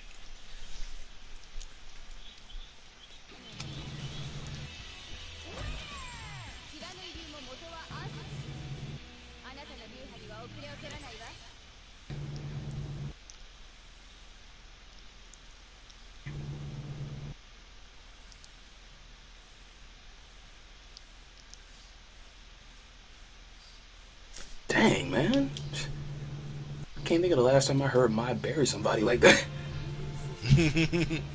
Well, she got it in her. Mai be having those ring quotes, but that's the thing. I find that's why I think I got drawn more to Mai, because she's very cocky, very full of herself. When you look at her ring quotes, and you take her out story, Mai's a dope ass character. It's just her story is like, oh,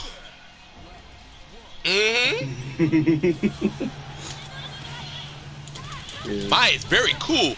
Just you ignore the anti aspect. I love Mai shit. I can't believe as a kid I used to hate her. I used to think she was corny as hell. But you know, hey, things change. I used to love mashed potatoes as a kid, but now I think mashed potatoes is disgusting. Oh, mashed potatoes? Unless you put cheese in it, then I kind of can accept it. I've never had mashed potatoes with cheese. I want to try it now. I want to try that mashed potatoes with cheese. That's that, but honestly, that's how I be feeling. I'm trying to think of a character I thought that was corny when I was younger, but I grew to like. I can't think of one. Because I only recently kind of warmed up to Gordo Daimon, so he wouldn't count. I'm trying to think of somebody I thought was corny when I was like a kid. What if they make a fighting game crossover based on the current fighting games? That'd be a lot of work, Suki, and I don't think it would be like Magic, Guilty Gear. I know Hawada said that, and as a kid, they just make a functional Mugen game, because that would pretty much what that would be. That's gonna take a lot of work and a lot of time. I was gonna say a game that kind of came close to that kind of idea, but didn't really work out, depending how you want it, depending who you are. What's that game called? Blaze Blue Cross Tag Battle. Was the closest thing of having multiple different fighting characters into one thing, but look how that worked out. The idea would be fancy, but unless you're gonna reuse assets, imagine you be using assets in these games, that'd be so lazy and it would look so ugly to look at. Cause no matter how the games look good on their own, bringing Soul Stride model into in a Tekken 8, bringing Ryu Street Fighter 6 model into Tekken, that would look so sloppy. That would look so uninspiring. Bringing Katana's MK1 model in those games themselves, they look amazing. But just slapping them onto one thing, like it looks like a Mugen, and that's not. And then people not feel that not too many people will go for that, in my humble opinion. That's what I was thinking about. Like you had just said it. I'm like, do you really want some Strive stuff in Tekken 8? And like, you know, like I don't think people would go for that. I think that looked very messy. Harada's watching, y'all. I need to stop. Harada is secretly watching this freaking stream from like a Smurf account, like a freaking a burner account or something. No, let's pray he's not. He is. Please, I hope. At the time I cursed out Harada on my streams, especially during my Tekken 7 days. I hope he never sees my stuff. If I know I'm blocked on Twitter at the blue button one day though, I'll know like, oh, he saw my stream. What if old Tyler was freaking listening to that one freaking that one Shattering episode, like where we were just shooting on everybody? Tyler Lansing, I don't care. Like I don't hate Tyler Lansing by no means, but Tyler Lansing, he don't want to speak to me ever. That I could live with that several times over. Suki, you're indirectly about to ignite that whole freaking Smash not a real fighting game argument again. Ain't no one gonna come for the queen of now on my stream. That's an automatic ban. You will never comment on my channel again if you come disrespect the queen. The thing is, Smash is the only game that can really do it, if you ask me. Smash is the only game, since Smash established itself as that way, I think Smash is the only game that can legitimize be a mismatch of different fighting game characters, and people are like, you know what, I respect this. But I don't think most other fighting games will get away with that. Nope. I mean, you already got people questioning whether or not fighting games can even do the free-to-play model, even now. You know even freaking whole 2KXO, whatever that game is called. God, it's called Double KO. I don't know what they were doing with that. I have no clue. I just know like, it's the League of Legends fighting. I like what y'all are doing with it, but I'm just saying the rebranding of that mess is some Elon Putz type of mess. Twitter to X. I'm just saying, which is funny because both of these things have X's in them. I would love to see Victor in general in a new. I would love to see Victor in a new game in general. Bet you see his butt grab and updated graphics, Mike. I would love to see that. I would love to see it. But you know, I would love to see Capcom do something with Darkstalkers in general. If you ask me. Other than just mentioning them and it's used him in the Udon comics. I mean, Scorpion is, you know, I feel like, you know, Scorpion might not be as busted as people may fear, but, you know, Get Over Here would be something. Get Over Here would definitely be something I think a lot of people take advantage of in a game like Smash. Nah, I especially using his little hook to get off, like, from falling off the stage. I can definitely see that being implemented. But I do get to hope the little good boys and girls get mine in the future Smash game, if that ever happens. That's what I'm saying, right? That's why I don't even like him. Unless, like, if he really meant that mess, I can't see no Mortal Kombat characters in Smash. If he really meant that mess. Because for him, especially seeing, like, that's a Japanese creation, and, like, you know, Japan ain't necessarily big on MK, high on yeah, Mortal that's the way. Kombat, Yeah. But I mean, it's not like I know that people in Japan do play the games. It's a very niche group of people. I mean, that's just because of, like, the little latents and laws and everything, which is a little bit weird when you think about it. I know. I think certain states, certain countries can't even get Mortal Kombat because it's considered too gory. You know, like have you seen the games that it got banned in New Zealand because of that.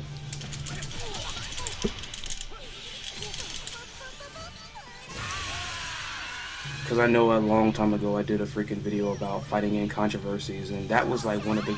Because you've seen, like... I mean, videos... Bayonetta, I guess, also made by like a Nintendo company, Suki, so it kind of works easier from Bayonetta. That's why I said, like... That's why I wonder... See, Bayonetta's a character where I wonder, did he really, really mean that mess when he was talking about the my good little boys and girls? I mean, I even, like, brought that up, like, in the SNK Iceberg, because... my friend Vault, who did that, that's the guy, like, that's the British guy with the deep voice who did the, he was in a couple of those videos. Because I actually, he plays Smash more than I do. And I even, you know, allowed him to ad-lib about the whole Smash for good little boys and girls thing. And he brought up Bayonetta. It's like, you have a character like Bayonetta, and then not to mention, you had Pyra and Mithra in that game, and they changed their outfits so where they weren't showing too much, so it's like, you telling me y'all couldn't have, like, done a little something with Mai to do the same, like y'all done it. I'm just saying.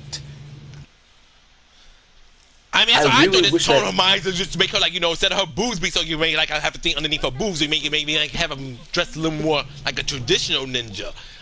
That's all they would need to do. I'm like, you could set easy, so like, hell, look at the Chinese version of King of Fighters games. They said to the order girls wearing something black. They could, like, make something around that idea. Okay. Okay, I had to think about that when you said you talk about the Chinese port of like KOF 14 and stuff like that, because I was like, 14 and 15. You talking about Jindoji Wong? Oh no, not Shawn Nazi. I can't wait to see how many eyebrows raised when I talk about that game in his upcoming video. I can't wait to see it. You know, I always had this deep thought. I wonder if SK would ever work with them and bring. I do want to see a Shawn Nazi rank counter in KOF, not just as a guest, not as a own reoccurring character, but I would love to see a Shawn Nazi rank character in KOF. They had some really good, like. They had some really good designs, and I like to see them like implement the KOF style. You know, Shawn Nazi was pretty much a KOF light.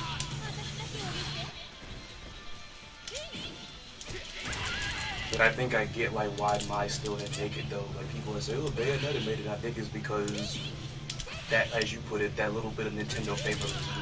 Because again, I think it's Bayonetta is from that company, so like, they're like, oh, it's a little different. Bayonetta kind of comes from that realm of Nintendo stuff, so like I said, it's not the same. Mai's come from a completely different company. A company that doesn't even quit. Yes, she represents over Terry. Look at Terry. Does Terry got his dick hanging out, jiggling? No, it's not the same. Who freaking said that? I don't understand, you know, I'm just making a difference from someone who bring up Terry. I'm like, well, look at Terry. Does Terry dress like a scantily clad? So no, you can easily say Terry. Somebody said that, but somebody confused him for Yuri. I'm like, and the crazy part is like a character like Yuri, and like once they put him in the freaking 3-piece suit and everything in freaking 5, it's like you could do something with him. But in Yuri, you can hit a certain code and get him back in his underwear, but you just don't get the same jiggle effect. You could put him back like he could go back in his underwear just as or even like or Street Fighter 5, people don't know. Or you did certain animation, or you could see Or's penis in certain animations in Street Fighter 3.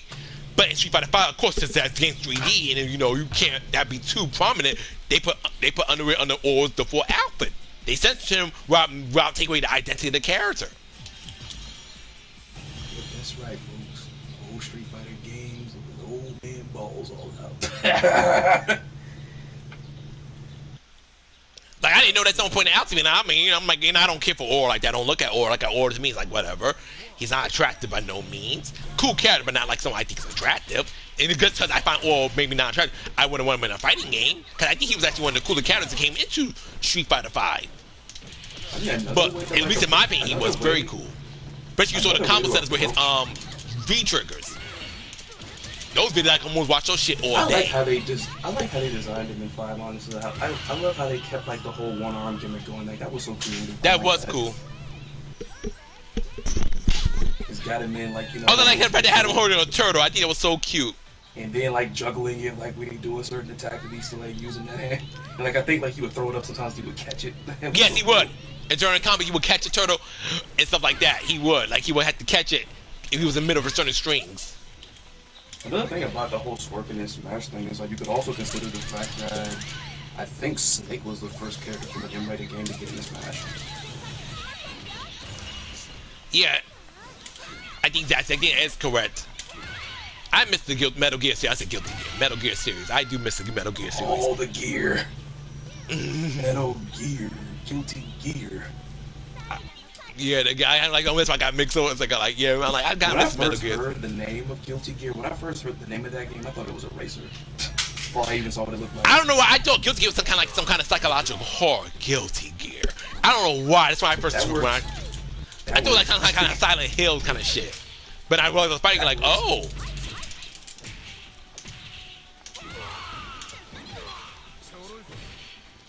I did! Oh, y'all gotta let me be! I did!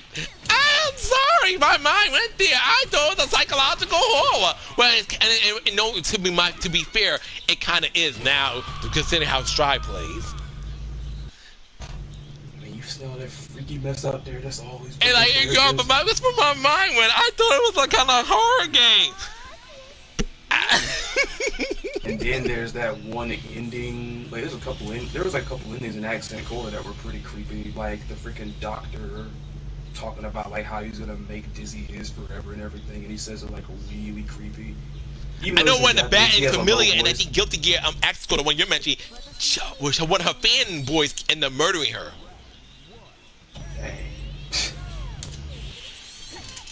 I think it's the first time I think fighting games. I know fighting games have like a bad ending for their characters. Most fighting games don't do that. You either get a good ending or a bad ending. But then Soul Calibur 3 did something like that too. Thank God they got rid of it after Soul Calibur 3. I actually kind of hated that crap. I think that's part of the reason why I ended up liking visual novels, because I like the fact that you could have these different endings based on like what you would do. Your voice is kind of low, by the way, Chris. No, I was saying like that's one reason I like them, like what you call visual novels, because usually that whole choices matter element is associated with visual novels. Good endings and bad endings, true endings, and all types of endings. Yeah.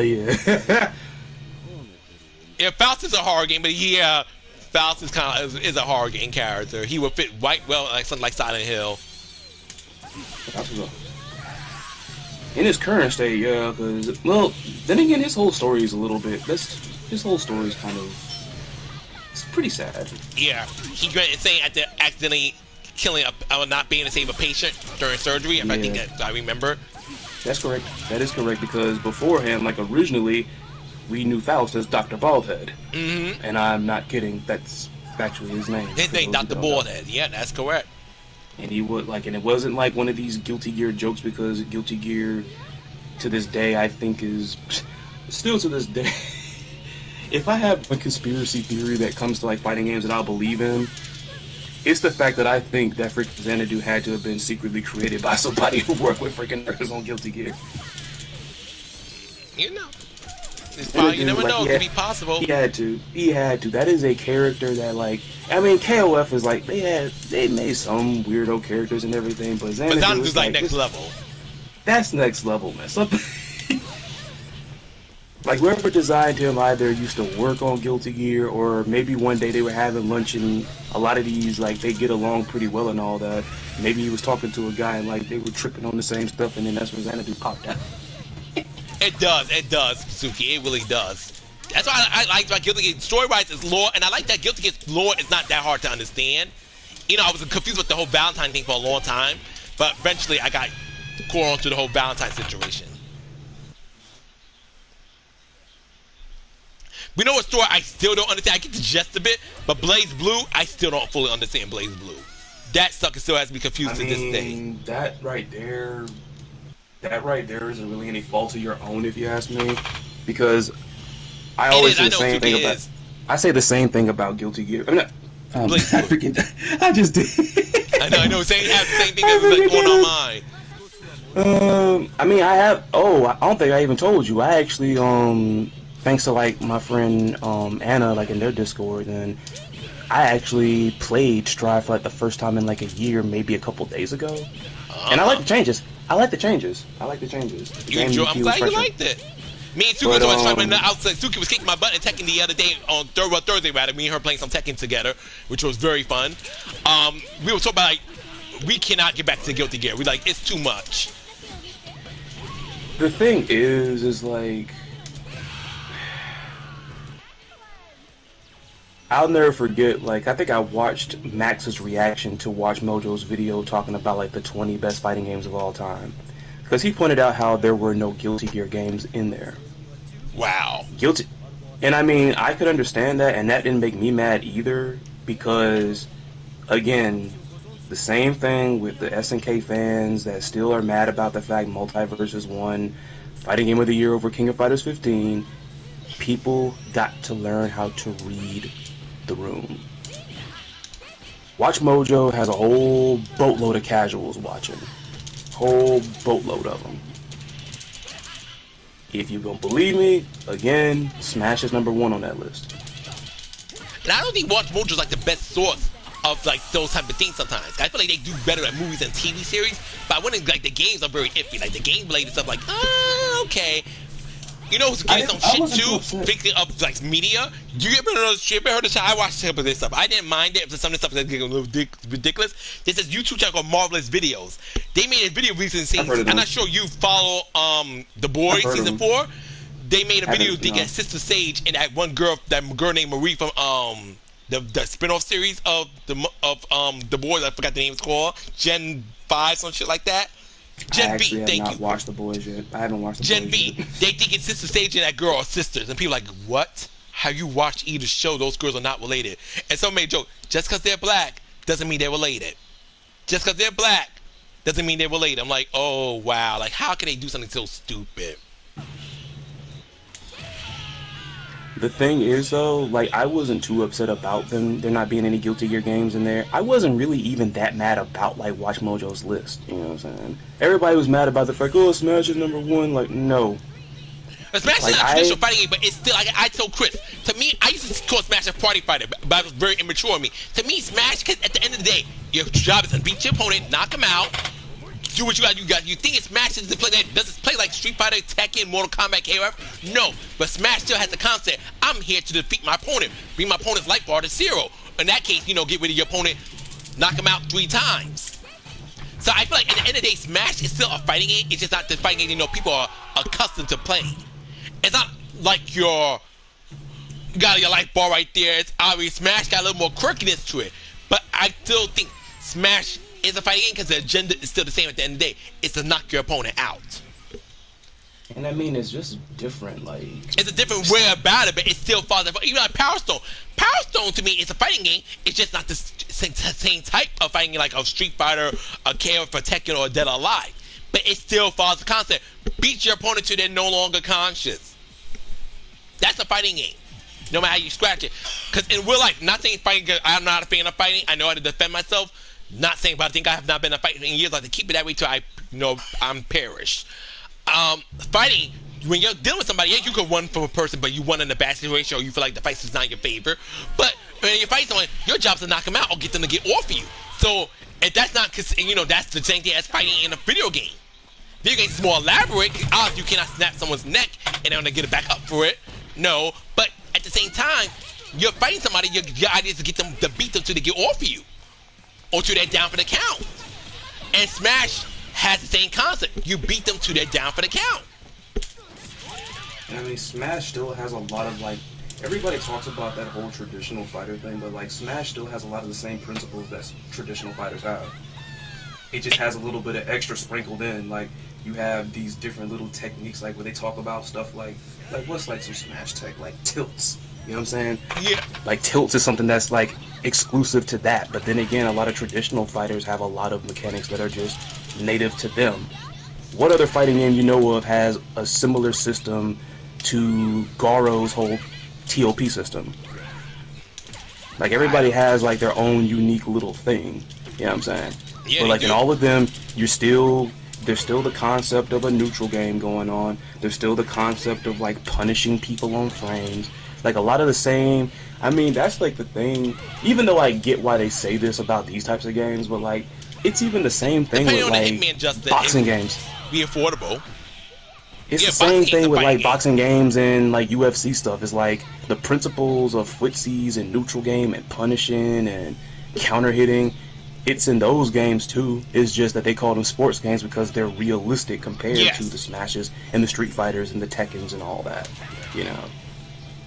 Even a wrestling game, I would say, you know, it's sports related. Wrestling game, you gotta submit your opponent, make them pin. Your job is to defeat your opponent, make them weak enough to you could defeat them. So they follow that concept. Too many people are hung up on the idea of a fighting game has to be a Hadouken somewhere, a super meter. No, it doesn't have to be. That's the games I prefer to play, absolutely. But no fighting game is like, you know, strict to that only concept where it has to be like that. To me, a fighting game, long as the point, to me, what makes a fighting game, attacks, health bars, ways to defeat your opponent, that's a fighting game. Not what I call like Overwatch a fighting game. No, because Overwatch has a different concept how that works. Overwatch is a shooter, team-based game. You remind me of that bullcrap argument that like I know it was a while ago, but I even addressed that dumb argument in the video where I was poking fun at the Game Awards for having Sifu as in the fighting game category when I was poking fun at them. You have people that will then try to justify it by saying they'll use the dictionary definition of fighting to try to justify it, because then they'll make that argument by saying, well, by that logic, Call of Duty is a fighting game because, you know, fighting is defined as combat in various ways, and it's like, why? Why, man? Like, it's not the same. Like, those games are complete far wide because it's more strategy.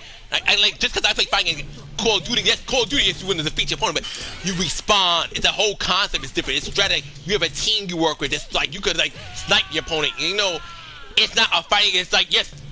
No, Suki, it isn't. It's not. Sifu is a beat 'em up game. It's not a fighting game at all. Just because you fight the bosses, that case, Streets of Rage. You know, Streets of Rage does have like a fighting game mode in it. Streets of Rage we consider fighting game. It's not. It's a beat 'em up. That's a top 10 soundtrack right there, man. Streets of Rage. That's a top 10 freaking soundtrack series right there. My favorite non-fighting game soundtrack is Ridge Racers. That's like my favorite non-fighting game soundtrack. Yeah, you actually recommended that. I looked some of them up and I like what I heard. Yeah, Ridge Racers. I love Ridge Racers. Which again, the fact, even like because I think like if you can find it. Please. They actually like put the definition of what they consider a fighting game like in the Game Awards like website with Sifu, and they're talking about it's primarily centered around head-to-head combat. In that case, Sifu still doesn't clear because it's not head-to-head.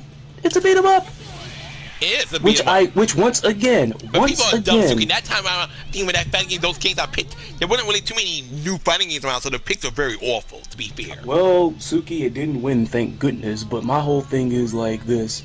Yet again, why are KOF fans so desperately wanting to get acceptance from an awards, I guess what you call it, a freaking like a committee or something?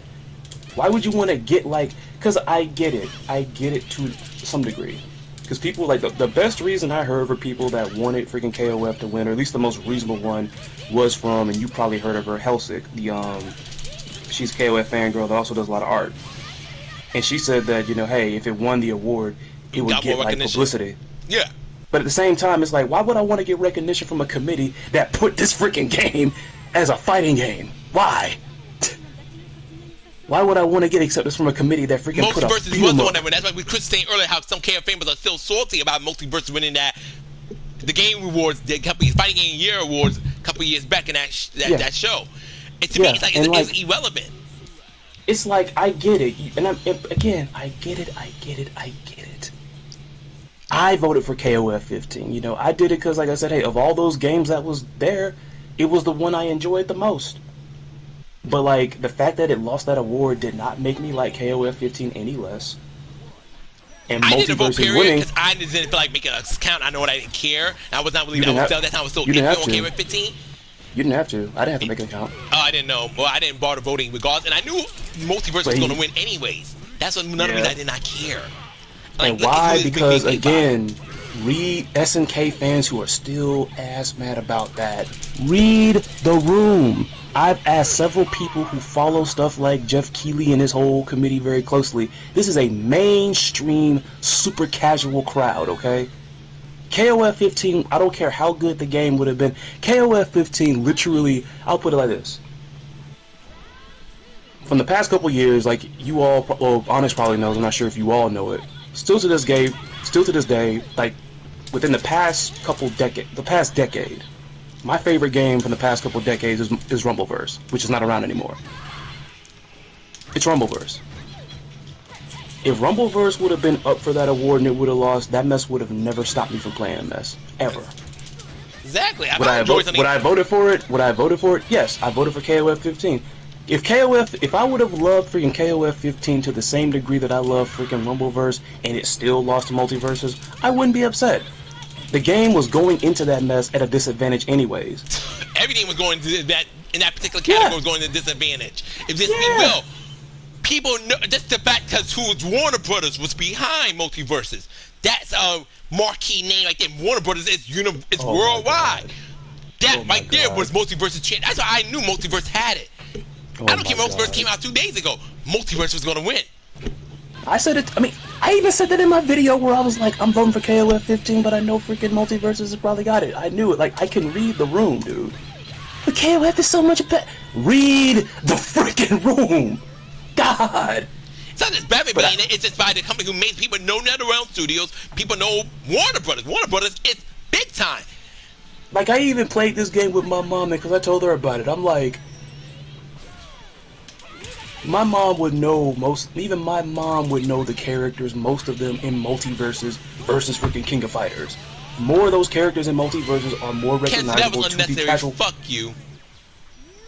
What kids? That was unnecessary. He mad about not being a KOF 15. That's all it is, man. Neither is Arena. You want to relax. Okay, but yeah, it's just like y'all, like your mom. My mom right now, if I could point to my mom right now, the freaking Multiverse guy, my mom would know a majority of those people. Whereas my mom look at KFK like, who? Like, my mom doesn't even play video read games. The freaking room, man. Like, I'm pretty sure Onyxe and myself would have both liked it if KOF had won, but we can read the room, dude. We can read the room. We know what we're dealing with. Like, unfortunately, because he got in touch with me yesterday, unfortunately, my podcast with Vault is not going to come out because it was an audio issue.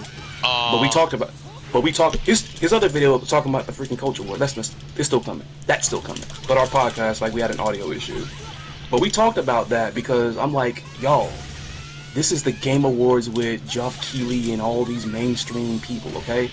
This was not the FGC Awards. Which my friend Vault joked saying like, yeah, because if it was the FGC Awards, nobody would show up. Oh, God.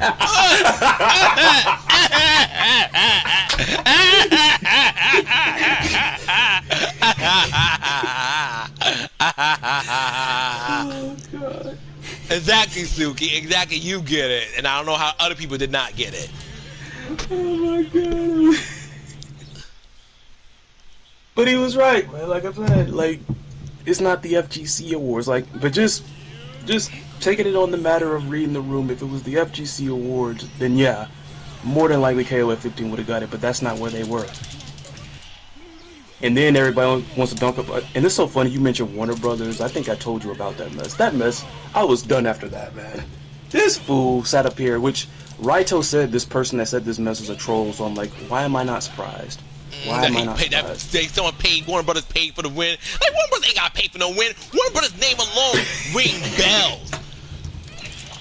That's like Nicki paying to win a rap award amongst other women. Like, nah.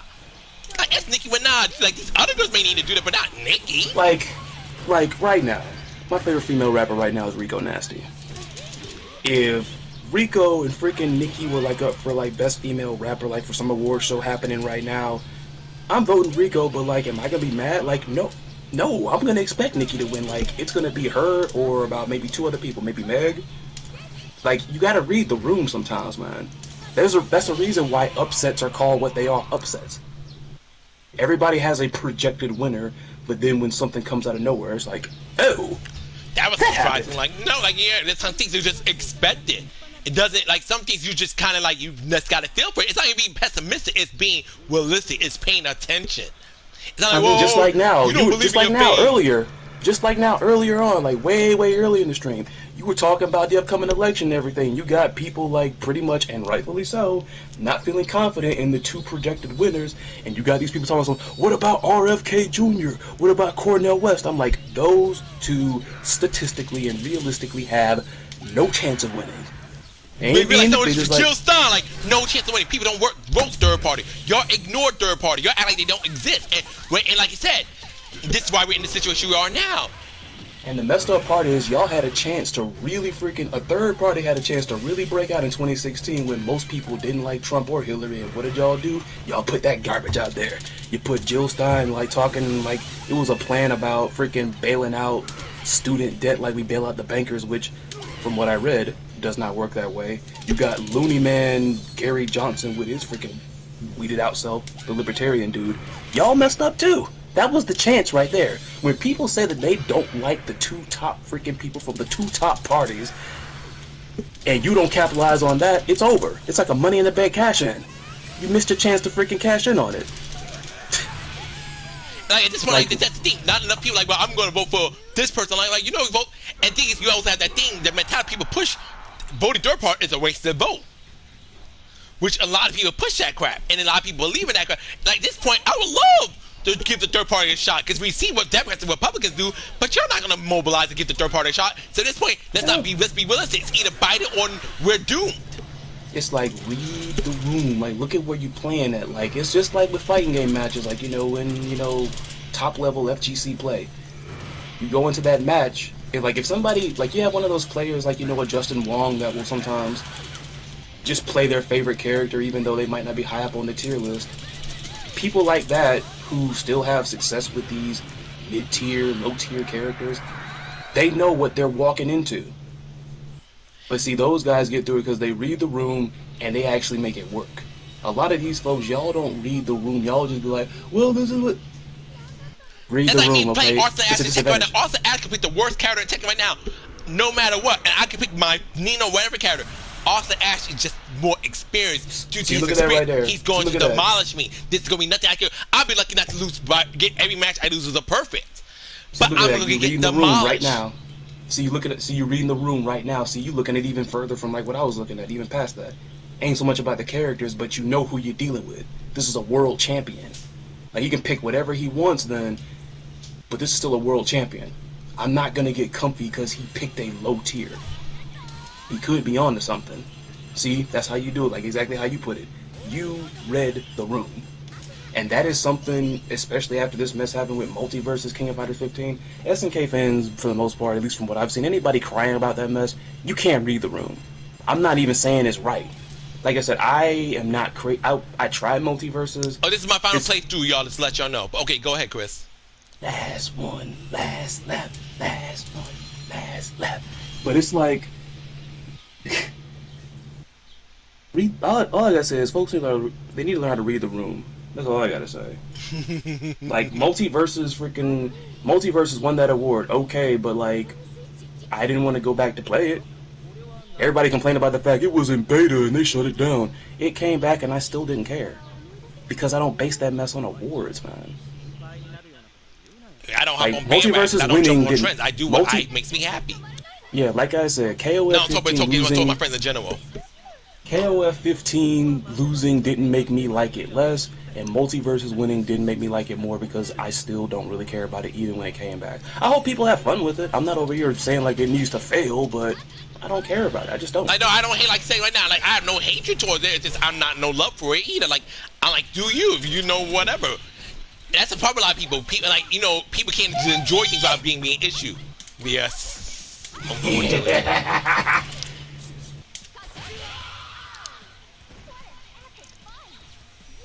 Like, that's just. I feel like they're gonna take like. We're gonna be at freaking KOF25 and people are still gonna be feeling about that mess. I hope my story evolves by now. I would hate to be in my 50s if I'm alive to see it, and you know, and that my story is still that bad. Oh my god. But like I said, we gotta be really careful this election because people are really sleeping on Project 2025. And bad enough we lost we lost the Wade versus Woe, and we lost the Chevron just this week, which is very unfortunate for our environment in the future, as bad as global warming's been going. But I mean, you say these things, it's like you're a leftist, and I'm not ignoring the bad things Biden has done, especially pertaining to the whole Gaza and Israel situation. But you think Trump is a better option? You are smoking crack. And that's a nice way of saying people. Believe me, I do get it to some degree. I do to some degree, like with people who are very strong on Palestine, like really not liking the options that we have. But my thing is this is like, because one guy put it like I might need to send you this video because he put it really good. He did it really well. If Project 2025 happens, Suki, I'm screwed. I mean, like me, screwed. I have too much against me. I'm screwed. My life is just. I'll be grateful I have no kids to worry about. But I'm screwed if that happens. Yeah, because like, wasn't it something where it's like they pretty much gonna classify LGBTQ people as like having a mental like disorder and they're just gonna round them up or something like that? That's not like, I don't think it's like that. It's like get ready, like take away like a lot of rights for minorities, LGBT groups. I'm a minority, and I'm not, you know, as my race, not like I'm from this country. I'm just like in general, and you know I'm LGBTQ. Like I'm just like, it's like I'm not saying that. I'm like, it's like, yes, I'm protecting my best. I want to protect my best interests, but I don't want like the women's abortion being outlawed everywhere, because I don't think that should be existing. I don't want women's rights to be tampered with. It's really bad. It's really bad, and it's something that we have to be careful of. It's really bad. It scared me. First, I thought it was a hoax, but when I looked more into it, like, this is not a hoax. I thought it was like a scare tactic at one point. But I did my research, and I'm like, oh my god, it scared me how crazy Project 2025 is. It is. Really it's scared very me. real. Because think about it. Think about how bitter he was. Think about how Trump was when he lost. It's like, you don't think somebody like that is not going to come back with a passion? And not to mention, of course, that project is being set up because it's meant to pretty much wear down any type of like, because I'll put it like this, a lot of his worst impulses and a lot of his worst actions were quelled because there were institutions around that could stop a lot of the stuff that he wanted to do. Exactly. Project 2025 is here to Well, let it all fly free. And hell, we might not even get another election, because Project 2025 will make pretty much we're going to get dictatorships, and Project 2025 commences. Trump will be our last president we get for a while till he passes, and the next person in line will be just as messed up. I don't know why you want to be a dictator, where it's like that. Like, it reminds me of something I had said the other day. It was just on my mind. It's like, don't be going on. And you're black, Suki, so triple homicide. Quite honestly, don't be going on villain arcs and then complaining when your enemies multiply. I mean, you want to go on a villain arc, it's like that's what you're doing. They're gonna multiply. Because honestly, like being a dictator is like, you've seen the little power struggles with them, especially if somebody close to them gets to them and like does them in. It's like, dude. But like, the thing, I feel like the Republicans are just a lot of them are thick in the head, and I learned that the hard way. The Democrats are no prize, but a lot of Republicans are very thick in the head, and a lot of things. So the fact that they want to take away human rights one by one, so they have absolute control of the population, and in so many religious groups. My whole thing, nothing against Christianity. I was raised up as a Jehovah's Witness. Nothing against Islam. You know, whatever faith you believe in, fine. But when you start imposing your will onto other people, that's a mess up. And I feel like the religion, you're not supposed to do that. Religion is freedom and self. Like I know this one guy wants to make Bible studies take place all out the United States in schools, and I'm like, but not even believes in that. I love how like you mentioned the thing about like they had destroyed something else that had to do with like everything with the climate. We just got a heat advisory warning moments ago. It's like, yeah, the Chevron guy. I was heartbroken. Like, what's the Chevron? People like, we just lost Chevron. I looked at them, I'm like, oh my god, these were environmental institutions that kept Congress and them out, that the scientists and everything had to say and let us know what to do. But now that we lost that one, now, and right now, a lot of our people are governors and stuff that never took politicians, never took environmental danger seriously because they didn't care as long as they made their money. But now that we lost that, it's going to get worse. Like, I don't think people are going to be happy to see that. People don't realize this. we're getting more flooded every day. The water level is rising, and I try not to be that person on the YouTube. I try to be the fun, happy-going, lucky Onyx. But when I think about what the future holds, how can I be so calm, knowing the potential hell that awaits all of us? If things don't get better. Those storms, those big, massive storms are becoming more common. And I don't like to be like Mr. Bad News. I want people to relax. I want people to enjoy it. I want people to laugh, just watch the video game. But I think we cannot be so. We nice, Suki. We'll be nice. Nice. But we, like I said, I feel like too many people, we like to laugh, keep it with drama and gossip, and we don't like to recognize that things are getting bad by the day. And if we don't do something or say something, we're doomed. And I'm not trying to, I'm not trying to be negative Nancy. I'm not trying to be like, a Debbie Down or whatever you want to call it.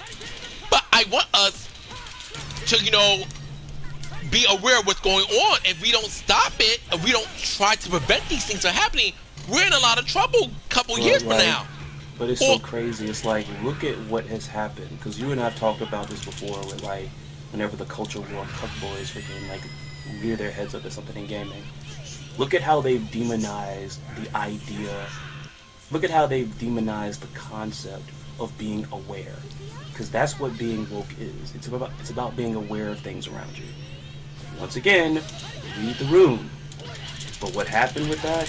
People took it, and now it's basically being demonized, and it's seen as a bad thing to have awareness. It is like being aware of the bad going on in the world. It's like just some kind of like public enemy number one, which is like not a good thing at all. People should be glad that someone speak up on these things. And also now but the fact that being homeless is now illegal. That's another thing that came up. Homeless probably bad people. These people don't have homes, and you want to throw them in jail because they don't got a home. This like society, like far as like everybody in power, they love like literally punishing people for stuff that they themselves basically created. It reminds me of like for instance, like I had quit like my second job after. I didn't just quit my second, like the other job I had, like to supplement my income. I didn't just quit it because like of everything that happened to me. I also quit it because I didn't feel safe there anymore. Because there were no mask mandates or anything like that.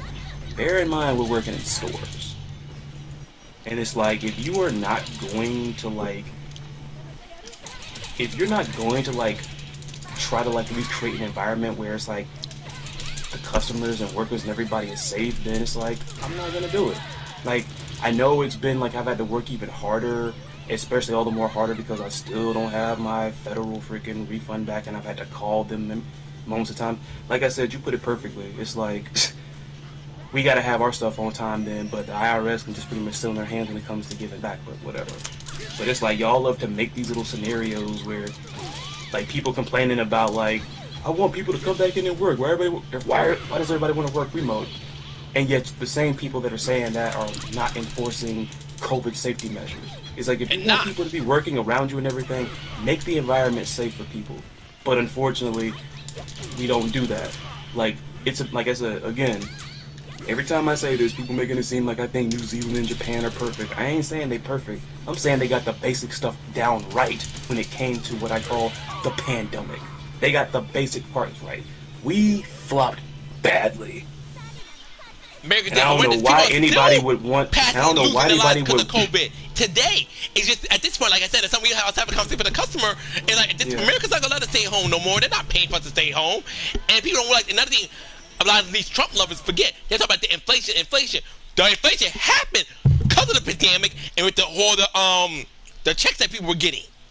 That right there, like, it was, and see, that's the thing also. People got a lot of stuff wrong with that because everybody was trying to find and blame one thing for inflation, where it's like stuff like this has a whole bunch of cogs in it and everything. You got like the pandemic that freaking did it, and I'll always call it that because, especially seeing that the mess affected me, I'm bitter. But anyways, but you have that right there. The war over in the invasion of Ukraine had something to do with that, and now like it's just like a lot of these. See, this is something my mom always told me, still says to this day.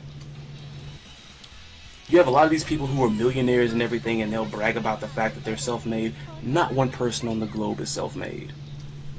even if like you started your own business or whatnot, whatever product that you're selling, it came from somebody else. We're all interconnected. Nobody is self-made or none of that. You got stuff in Project 2025 seemingly hinting at like deporting people and everything. You deport a lot of the people that y'all claim to target, this country is like it's gonna collapse. You can't just expel people like that and then think that America's gonna like, send them back to Africa, send them here, everything. You do that and this country is gone. Built on the backs of it then, it wasn't yours to begin with, and there's no way that you can uphold it by yourself either. For all those folks that are talking about deporting this people and these folks and that, you're gonna fail. That economy is dead once you do that, if you ever do. Look at what happened in Florida. You saw the mess happen in Florida like some months ago, where it's like they had sent away a bunch of like workers who were like Latino or whatever, and then they tried to get regular Americans to go out there and pick like the fruit off the trees, and then they were like they couldn't do it. It was too hot for them, and they just couldn't do it. And that's the thing. Like the other day, a lot of people like talking about immigrants. Immigrants are taking black people's jobs. Trump's stupid behind stuff that. One thing I got an argument with someone on Twitter. Wait a minute. Like, so he said the black jobs thing. Yes, that was Trump's stupid behind stuff. Because I saw the memes and stuff people making fun of. No, Trump's stupid self said that stuff. I hope you think Biden did not say that. Trump said that stuff. Because I watched a watch-along of the debate, and I think I came in on the second half of it. I think I had missed that part. Okay, so that's it. Surprise, surprise. Trump's stupid stuff. Like, they're coming to take the black jobs. Like, first of all, what's a black job, you piece of shit? And second of all, I think people talk about immigrants. Immigrants work the jobs that a lot of people don't want to work. Immigrants deal with the construction, deal with, pollution, deal with farming. The stuff that you're behind most, the common American person does not want to do. And people talk a lot of crap about immigrants. I think so. I had dealt my share of really rude, condescending immigrants. We have a bunch of them right now. My second job, they're very rowdy, but they have not messed with me personally. But I don't like what they do. They'll have they drink in public, and sometimes we're like a garbage day every Friday at my second job. They'll literally throw their garbage or argue. We're like, you're not supposed to do that. But it's like it'd be like 17, 18 of them, and I'm not a coward by no means. But I'm not also going to start drama with a bunch of men who could just, two of them alone could just snap me like a twig. But it's the point is that immigrants come to this country. Yes, they come in illegally. Yeah. But they do the jobs that the common American does not want to touch. I promise you. Do you think the immigrants are taking your job? Go and see the jobs the immigrants be doing. You don't want that job, baby boy. You don't want that job, baby girl. You're going to be happy with a little desk job. Oh, I thought Diamond blocked that. You don't want that job, baby girl. You don't. I didn't have it, but TikTok's gonna go away soon anyway, Suki, because I don't think that guy's gonna sell no he should, and TikTok's not all that to me. I was grateful for the app, the information it did. You in my head, dude. Like, because I was about to say, like, some folks are not gonna like me saying this, but I'm like, TikTok's a piece of garbage, man. Like I think very small to have. I stopped uploading like a long time ago, and it wasn't because of like the recent drama or whatever, like with me and my life. Like, no, like it's just a piece of garbage. TikTok's a piece of garbage. Like, it's no better than Twitter. At least Twitter to me. There is no reason why you have in your TOS, hey, we are against people showing racism, homophobia, transphobia, anything of that matter. It makes no sense for you to have that in your TOS. Then you have people out there making videos, not even like educational stuff or whatever. No, people actually exhibiting those behaviors in videos. Then you have other TikTokers calling them out for it, but then TikTok only takes down the person that call out the person saying racist stuff, saying transphobic stuff. Like, what sense does that make? It doesn't make no sense. Person A says something. Like, person A is saying a whole bunch of racist, transphobic stuff. Person B calls them out and says, hey, TikTok, where you at? Your TOS says you're against this. And what does TikTok do? They take down the person that pointed out the mess that they themselves couldn't find. What sense does that make? Like, that's why at this point it's like it's a double stacker waste of time. It's a freaking app that doesn't even really hold up its own TOS all that well, and y'all want to ban that mess for some dumb reason. I'll never forget that freaking hearing they had about it, where you had a whole bunch of freaking 50-plus-year-old politicians that don't even know the basic workings of, like, freaking just the internet. It's like, so if I connect my phone to this, like, can I? Why? I felt for the guy, honestly. And then you got Fox News talking about Mr. China and freaking TikTok. The guy's from Singapore. You know, that Fox care. Oh, baby, they don't care. And Suki, yes, I do remember that girl. She got punished, but I think right now she's like currently employed. She lost her regular job, but I think she's currently employed by some MAGA group now. So it kind of worked out for that racist cunt. I mean, the creators on there are cool, but like I'm just saying, like the app itself is like when you can't even hold up your own TOS, is like you're garbage. They always are, Justin. They are, yes, and that's another thing. That's why I don't care about. That's another thing I don't like TikTok, because if you don't follow your own guidelines, how do I respect you? Like, how do I respect you? You don't follow your own guidelines. Like, shoot, even freaking Elon Putz's freaking Twitter freaking will hide like some stuff that people will say, and like, you know, you have the option to go to look at it if you want to. If even this freaking mess will do that mess. But I just don't like it. I just feel like hope, you know, I just hope in a couple months now people get it together. Oh yeah, Suki, you know people are so bad. You know, the other day when I was like arguing about the debate and stuff, because the people started talking like, what is black jobs? Like, y'all acting close to it. Y'all don't know what black jobs are. I'm like, what is black jobs? And I had some person come in to argue me. I'm telling like, the point is there's no such thing as a black job. Every human being, male or female, capable of doing any job as long as their body allows them to do it. And any black person riding that fool's job, and I'm talking about Trump's then, or I'm gonna use the word my favorite content creator on TikTok calls them, Coonesians, that he calls them. Any Coonesian freaking gonna jock right off of that black jobs mess. Just stop, man. You a toadstool at this point. Oh yeah, I never seen I never seen adult cinematography on TikTok. I think people pull stuff from those things and put it on Twitter, but I never seen it myself. But oh yeah, I think you meant Albert Einstein. But I get what you meant, Justin. But yeah, I was talking about the whole debate thing, and this one person thing, mind you, I'm like this. I can agree to disagree with somebody, but once you start cursing at me, once you start calling me motherfucker, all these types of names, the gloves are off. I literally curse that person out, and that person stops. So you start going like, don't you curse that? Once you call me out my name, any respect, any indifference, right? We have agreed to disagree. That's fine. But once you call me out my name, now you're gonna see the nastier side of me. And mother effer like that is so bad behind the keyboard. Mother effer, I can type curse words in too, and I could probably do better than you ever can imagine. Cursing is a national sport from where I come from. The thing is, like, I mean, you gotta catch me on the move for me to go extra, honestly. Cause like I didn't got to mess so much. It's like nah, I'm just kind of rolling my eyes at the mess or whatever. Like that one post I showed you where this person was telling me just to go play a KOF game because I said, hey, can we get somebody other than Mai and Terry and like a fighting influence or whatever. I'm like, you know what? You caught me in a mood. I don't blame you. Sometimes some people you gotta curse their asses out. Yes, I agree. You know what? For your peace, you shouldn't engage in every argument on the internet. I feel like this time to. That's the dumbest thing about that is like I think I even sent you this post. I think I texted you a long time ago back when I made like those videos poking fun. Like I wasn't even poking fun. I was literally just challenging what they said. But the whole mess about Sylvie and then this one person thought he was smart. Like, oh, you made a whole video about haters? Okay. And I'm like, okay, and you on my freaking video acting like you don't care about the mess when you're right here. Okay. Then he turns to that freaking stupid mess where it's like, these people don't want to be educated. They want a reaction, which is what you provide. And it's like, you know what's so funny about that? If you watch that whole entire video, not one time did I call anybody out by name. I didn't use screenshots of anybody's mess. What was I doing? I was challenging what they said. I didn't say a name. I didn't show anybody's YouTube. I didn't show a comment. I didn't show anybody's Twitter, nothing. I was responding to like, that's what you do. You challenge the argument and not the person. But this person wants to use this copy and paste, and it's like, you're just giving them attention. I'm like, okay, they got attention, but guess what? You know who else got attention off that video? Me. Guess who made a bag off of that video? Me. You got attention? Exactly. Cool. It's so funny, like, and then on top of that, you in my comment section trying to lecture me. It's like, dude, you giving me engagement.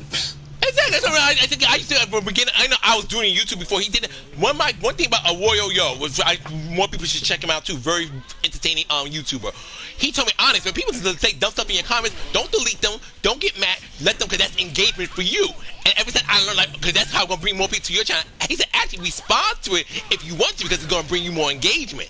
Let them have it, because that person's time out their day to talk to you. I'll block if you disrespect me. I'll block if you disrespect me. Like the person I just mentioned, he was just making a stupid freaking textbook argument to try to like justify his own stupidity. That other freaking motherfucker, the one that called me a retard because I asked a question about where is Mei Lee and I did a deep dive on that freaking mess, and you gonna call me that? Oh no, I mean, if someone like, if you ever call me, if I personally think, if someone, and by the way, not you guys, word to all of y'all, word not y'all in here obviously, because everybody here is cool, but word to all of y'all out there that think y'all get somebody, you get, like you're getting one over on somebody by saying this. Find something else to say other than touch grass. You talking I'm like, so tired of that. That's like you're woke. Touch grass is woke and so weak. Like, baby, that's even amateur before hour. Do better than that. even before touch grass became a thing, I was an avid jogger. I can't jog right now because of my condition, but I'll still go outside and walk. I can still do yard work. I'm still an outdoorsman, so find something else, man. Touch grass is lame. Because this fool told me to go play KOF and go touch grass. I do both of those things. Was I supposed to be insulted by that mess? Really? Like touch grass, like baby, like okay, like. Cause the whole point of touch grass is like it means to get in touch with reality. You stupid robot, you ran to the freaking super where you could just block it or just stayed away. It kind of goes back to what you were talking about earlier, Justin. It's like none of these folks ain't gonna say this mess to your freaking face. They ain't gonna. And my whole thing is this, you know, like get in touch with reality, baby. I'm very much into reality because what you're saying is nonsense. I'm calling it out. You just can't stand the fact that I see your stupidity for exactly what it is, stupidity. Like, I don't go on, like, there are some content creators out there that I do not like. I do not go on their mess. I might watch their mess because, like, for instance, I'll say a name. Fort Snake. I've never been a fan of the man's attitude, but what have I always also said about him? If you watch his stuff, you're going to probably be very educated. You might even be inspired. I just don't like the man's attitude. Now, some other folks, because see, regardless of my feelings, he got some substance to what he puts out. But there are some folks that have his attitude, but they don't have any substance. No. Them type of folks, I don't go watch their mess. Attitude with no brain, to be back behind and no knowledge, just talking ear. Like, literally. You know what I'm saying? I don't engage with their mess or whatever because once I figured out how the algorithm works, I'm like, I ain't freaking doing that. And the funny thing about it is the other person I had in mind in the early days of their creating, because they just now restarted, like, back from scratch or whatever. I'll never forget they made like a freaking, it was a video about something with KOF. They were responding to some freaking meme on a freaking forum that really didn't need the attention or whatever, and they were trying to use that to say SNK fans and KOF fans are toxic or whatever. The one thing that annoyed me the most was in the comment section. Someone was like, hey y'all, keep on putting those dislikes. Let's keep disliking this video. It's like, you freaking skulls, that's engagement. Why? Why? And speaking of engagement, real quick, one time, good. You know what's bothering me a lot about Twitter lately? The blue check marks, not all of them, but a good majority. I despise them. Because I literally see them make a comment just, they'll say something really outlandish, something that's really inappropriate, just for engagement. They'll literally just argue with you. Oh, what so you could say, you know what, drinking a water so that's what that is? Huh? That's the person like that pays for it? Like they get paid, yes. That's the person who gets paid for it. They'll even say drinking water is healthy, which is true. Drinking water is healthy. They'll go argue, you know, water's not all that. It could be like mind you, what you said was correct. They'll literally just say something in your comments. Yes, Suki. They'll either rage bait, they'll say something really offensive that knows going to bring them traffic, or they'll say something that's really rude and disrespectful just for engagement. This other day, woman talk about, you know, women. You know, a guy said it was something really evil. He said, you know what? Women need to start complaining about. Women need to start complaining about being raped because men are gonna rape women because it's natural.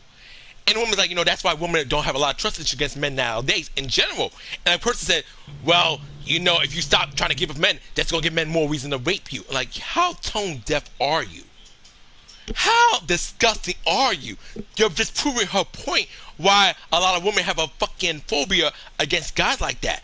You're proving her point.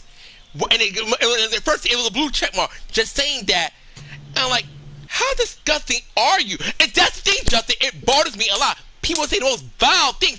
It's just human nature. You're going to react to it like, how can you say something so disgusting and think that's okay? Then you see the blue check mark, like, they're so deprived of any morality. They just want a quick, easy check from Elon. they will say the most vile, disgusting things for reaction. And thing is, you like in your head, like, you know, I'm not gonna get this person reaction. I'm not gonna get this person wants a reaction. But you're like, this is so disgusting.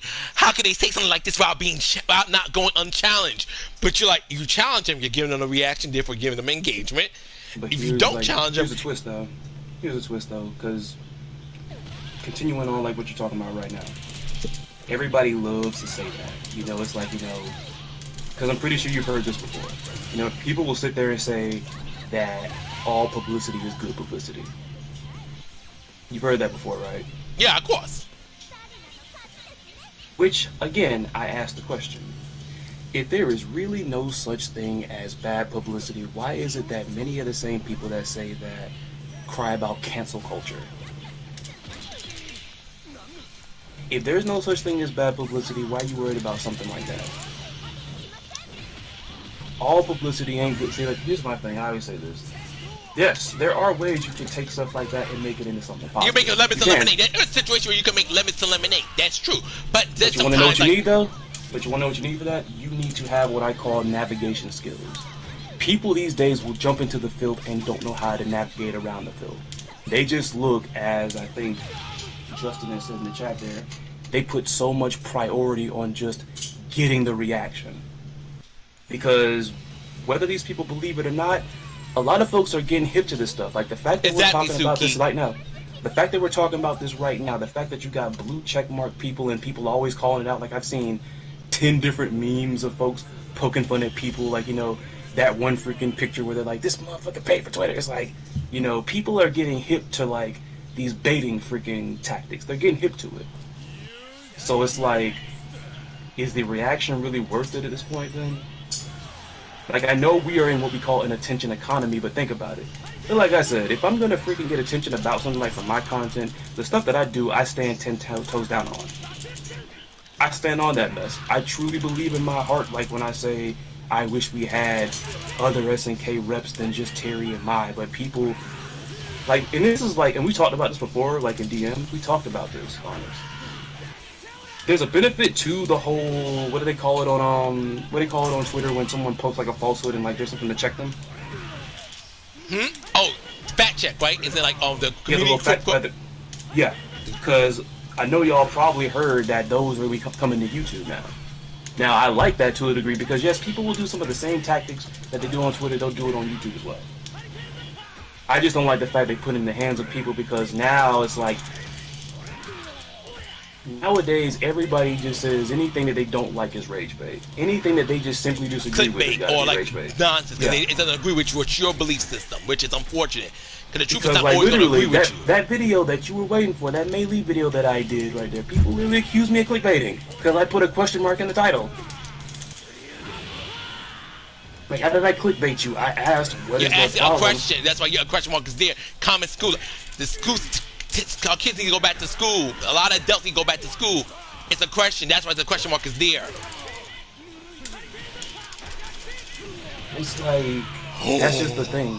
Then somebody complained about the fact that I did like the... I mean, the funny thing is I tried to inject a bit of reality because when I went on vacation, that's when I found out about this whole, you know, Melee's birthday, but SNK said nothing. I was looking at people on Twitter that were talking about it. And someone's like, oh, get to the point. Get to the point. It's like, whatever, dude. And you watch, you want to get to the point that don't watch the video. And you're like, well, what you want me? A short, like, your attention span is only as long as a TikTok? Your attention span is as short as a Vine? You know what? Like, come on now. I think you're right. Which is very funny, because I know TikTok just put something in where you can make 60-minute videos on there now. They recently just put that in where you can make 60-minute videos on TikTok. But I'm not uploading. Like I support and bye, watch the Venus. people I Thank you like for on hanging out there. with me. Have a wonderful day in Thailand. Please tell your family I said hello. And I look forward to your next video, Venus. Bye. Thank you for hanging out. But yeah, they just recently put that mess in there. Like, I'll go on there and watch the creators I like, but when that mess goes away, I'm not gonna shut it to it because y'all don't even enforce your own TOS. Like, I mean, I get bored too, but sometimes too, I think certain information you just gotta. I mean, I know your case is different, my dear. ADHD is nothing to joke about, and it does affect people differently. So you're like, you know, you're understandable. But there's some people who there's nothing wrong with them. They just refuse to, you know, just listen around for knowledge. To them, it's like any more than a minute, 2 minutes. That's being very graceful. Oh, that's too much. Just get to the point. What is this about? You need to listen to everything so you understand the point. You idiot. Yeah, because I can count on my fingers literally how many people like with my the guest character Iceberg video, somebody literally pitched a hissy fit at me because I didn't have Ash Williams. Exactly, Justin. Somebody literally pitched a hissy fit at me like with my Iceberg video for guest characters because I didn't have Ash Williams in there. Like, he literally wrote me a paragraph about Ash Williams was supposed to be in Mortal Kombat 11 and a bunch of stuff I knew. He was like, you forgot there was a lost media character. And it's like, in the beginning of the video, I literally said, the entries on here have to be playable. They have to be playable. If he's a lost media character, like if he never made it, he was never playable. Was he? And like, people, you know about actual baby Ash Williams that was in the game. He was playing. That's how we ended up getting Joker, because the people who the owner copyright to Ash Williams like, you know what, nah, we got other pants for him. Y'all can't use him no more. It's like, I can't stand when people come in there like they act like they're educating me about something that's blatantly obvious that I could pretty much Google in 3 seconds. And it's like, dude, Ash Williams is not a playable character in MK11. I said all the guest characters in my mess had to be playable.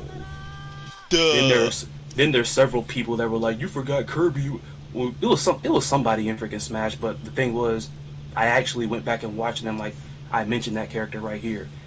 You forgot Ryo Sakazaki. I'm like, I had a whole entry dedicated to all of Ryo Sakazaki's entries. Like, people didn't watch this. Did you? I think someone said that to you. Yes, Suki, he was actually supposed to be in the game. Actually, when he did season 1 for Mortal Kombat 11, it was Sindel, Ash Williams, Terminator. I'm trying to think who else was supposed to come through. There was Spawn. Spawn was season 1? Yeah. I could have sworn I thought he was okay, Spawn, Sindel, Terminator. There was another MK, Shang Tsung. I'm trying to think who was it. There was one more. Huh? The first one. No, it's like Shang Tsung was the first character to come out. The first one, right. Shang Tsung was the first one. There was I want to say, was it Nightwolf? Nightwolf. Was it Nightwolf? Yeah, Combat Pack 1 was Joker, Nightwolf, Shang Tsung, Sindel, Spawn, Terminator. Yes. See, that was that. But the Ash Williams was the originally supposed to be. Before we got Joker, Joker was thrown in last minute. Joker was thrown in last minute. And I don't like Joker. He fit in the game really well. But Ash Williams was actually who we were supposed to get. Then you know that Evil Dead game that came out maybe like I think 2 years later, if I'm correct. I could be wrong. Yeah, something like that. I believe so. Ash Williams was intended for Mortal Kombat 11, but then when they decided they were gonna make the Evil Dead game, they told Ed Boon and them, look, y'all not getting Ash Williams no more. We got plans for Ash Williams. That's why Ed Boon, because Ash Williams was promoted only on. That's why Ed Boon like, okay, crap, we're not getting Ash Williams. We gotta bring in that 6th character because our player base was promised 6 characters for season 1. That's how we end up getting Joker instead. Yeah, like you could see, because you know MK11 had a little bulletin thing, and like they put a bulletin out for the Combat Pack 1, and like if you look at one of them, you can even find people have screenshots of it. It clearly like had Ash Williams' name mentioned there. Ash was on that thing. He was 100%. He was even mentioned in email. I think he was even mentioned like in emails that they would send to you about MK11 as well. Like Ash Williams was on there officially. He was coming to the game, but once the company who owns Ash Williams told Ed Boon them, nah, we got plans for Ash Williams now. Maybe. I mean, Joker did work out. So, and I'm not a Joker person, but it did work out. Name? Is it Brusque Poet? I think his name is. He made a really good video talking about what happened with Ash there. Because I actually didn't know they had talked to Bruce Campbell, who plays the character. I know he had interviews where people kept asking him about it. And it was so funny, because he would be interviewed and asked about Ash Williams in Mortal Kombat 11, and you want to talk about clickbaiting, he would literally just try to change the subject immediately after being asked that every single time. He would change the subject every single time. Suki's so messy. He said all that for the Evil Dead game to flop. Exactly, Suki. Which is messed up. When you do clownery, the clown comes back to bite. It was messed up because that game was actually pretty good. I liked it more than DBD. Yeah, I watched you play. You was playing on Twitch sometimes. That's when you were streaming. Yeah. I remember that. I definitely do. I'm like, but that was that issue. Yes, but Ash Williams was supposed to be MK11 Suki, but something happened. I guess check out Bruce Poet, and to find out exactly what went down. But pretty much everyone was able to told no. And the messed up part is I have a video in the making for that. You know, like how you wanted. I think one time you had tagged me in something where you wanted someone to make like something for KOF when it comes to characters that almost made it into the game but got scrapped. I was literally there putting that mess together, and I thought about it, and I'm still kind of working on it right now. I'm like, wait a minute, let me do an iceberg of a whole bunch of different characters that almost made it into the fighting games. I'm like, yes, this is it. I have the chart already made. It's just I gotta find time to put it together. You got a lot going on, Chris. Take your time. And not to mention, stuff keeps coming out. Because when Thorgy will drop a video about it, or somebody else drops a video about it, I'm like, well, I gotta add this, gotta add this, gotta add this. And then Event Hubs interviewed people in Capcom saying, hey, we wanted, what's that character? We wanted to actually put Sodom in Street Fighter V, but he just didn't make it. I'm like, oh, gotta add that one. Like, that's the toughest thing about these types of things. Like, news just it's always new news. You find out, like, who was going to make it, and you're like, oh, okay, I got added. That's the thing with your content. You're constantly getting updates, and sometimes, and with you, because you got some a-hole people come to your chat, if it's not up to date, it's not accurate, they're not going to run. He made this maybe 2-3 months ago. Like, you forgot this, you forgot that. You're so dumb. I'll never forget that dude that got mad at me for not putting freaking 2B and freaking, what was the mess? Grand Blue Fantasy versus Rise, and I'm like, where my future sight powers at? Can you help me channel them, please? Because like I also know that was gonna happen. Like I work from these gaming companies. Like, oh my God, 2B is gonna come to. Honestly, you had the info. Like, Chris Lotus, how did you not know 2B was coming? I wish I could be as cool as like. I wish I could be as cool as like people like Denise Salcedo and get these, interviews backstage and stuff like that. I wish, but I don't. SNK weren't gonna do it with me then, because SNK, like I said, that's why I didn't like being called an influencer, because I'm like, if I'm an influencer, why is it that SNK ain't send me no free stuff?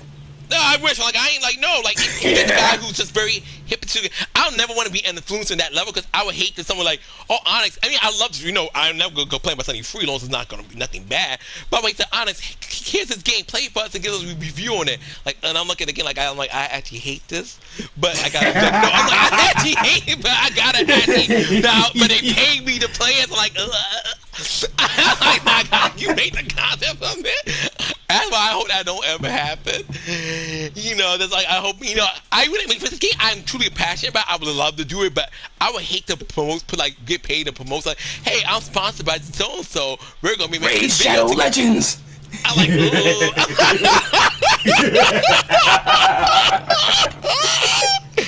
I would hate to be stuck doing that. That would be like,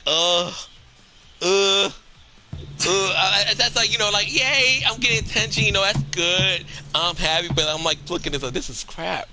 But I gotta pretend I like this because you pay me for it, and you pay me to sponsor this.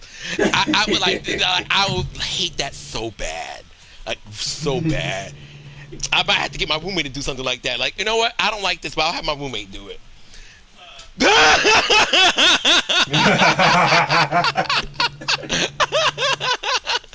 So, anyways, y'all, Chris has been a blast, Suki's been a blast, Justin, absolutely. Venus, Mike, Neo Tengu, thank you for everyone who came by now. Since it's almost time to get ready for my son's graduation party, I'm going to end the stream. Congratulations. Yes, my godson, I said my son, I don't have kids, my godson's graduation party. I'm like, I don't have kids. Spoiler, I do not have kids of my own. Never will. Chances are, especially where this world is going. I would hate to bring a daughter or a son to this world, even if I was heterosexual or bisexual. Yeah. But my godson graduated. Beautiful, beautiful. He looked so handsome in his graduation. And we're doing a party for him today for his graduation. Thank you, Suki. So I need to get ready for it because it's about to start soon. Anyway, guys, I love you guys. Chris, it's always fun to have you host alongside me with this. It's never a dull moment. Thank you. I love you so much for that. Always glad to be here. Anyway, guys, I'll catch you all later. Peace, take care. Honest Play out.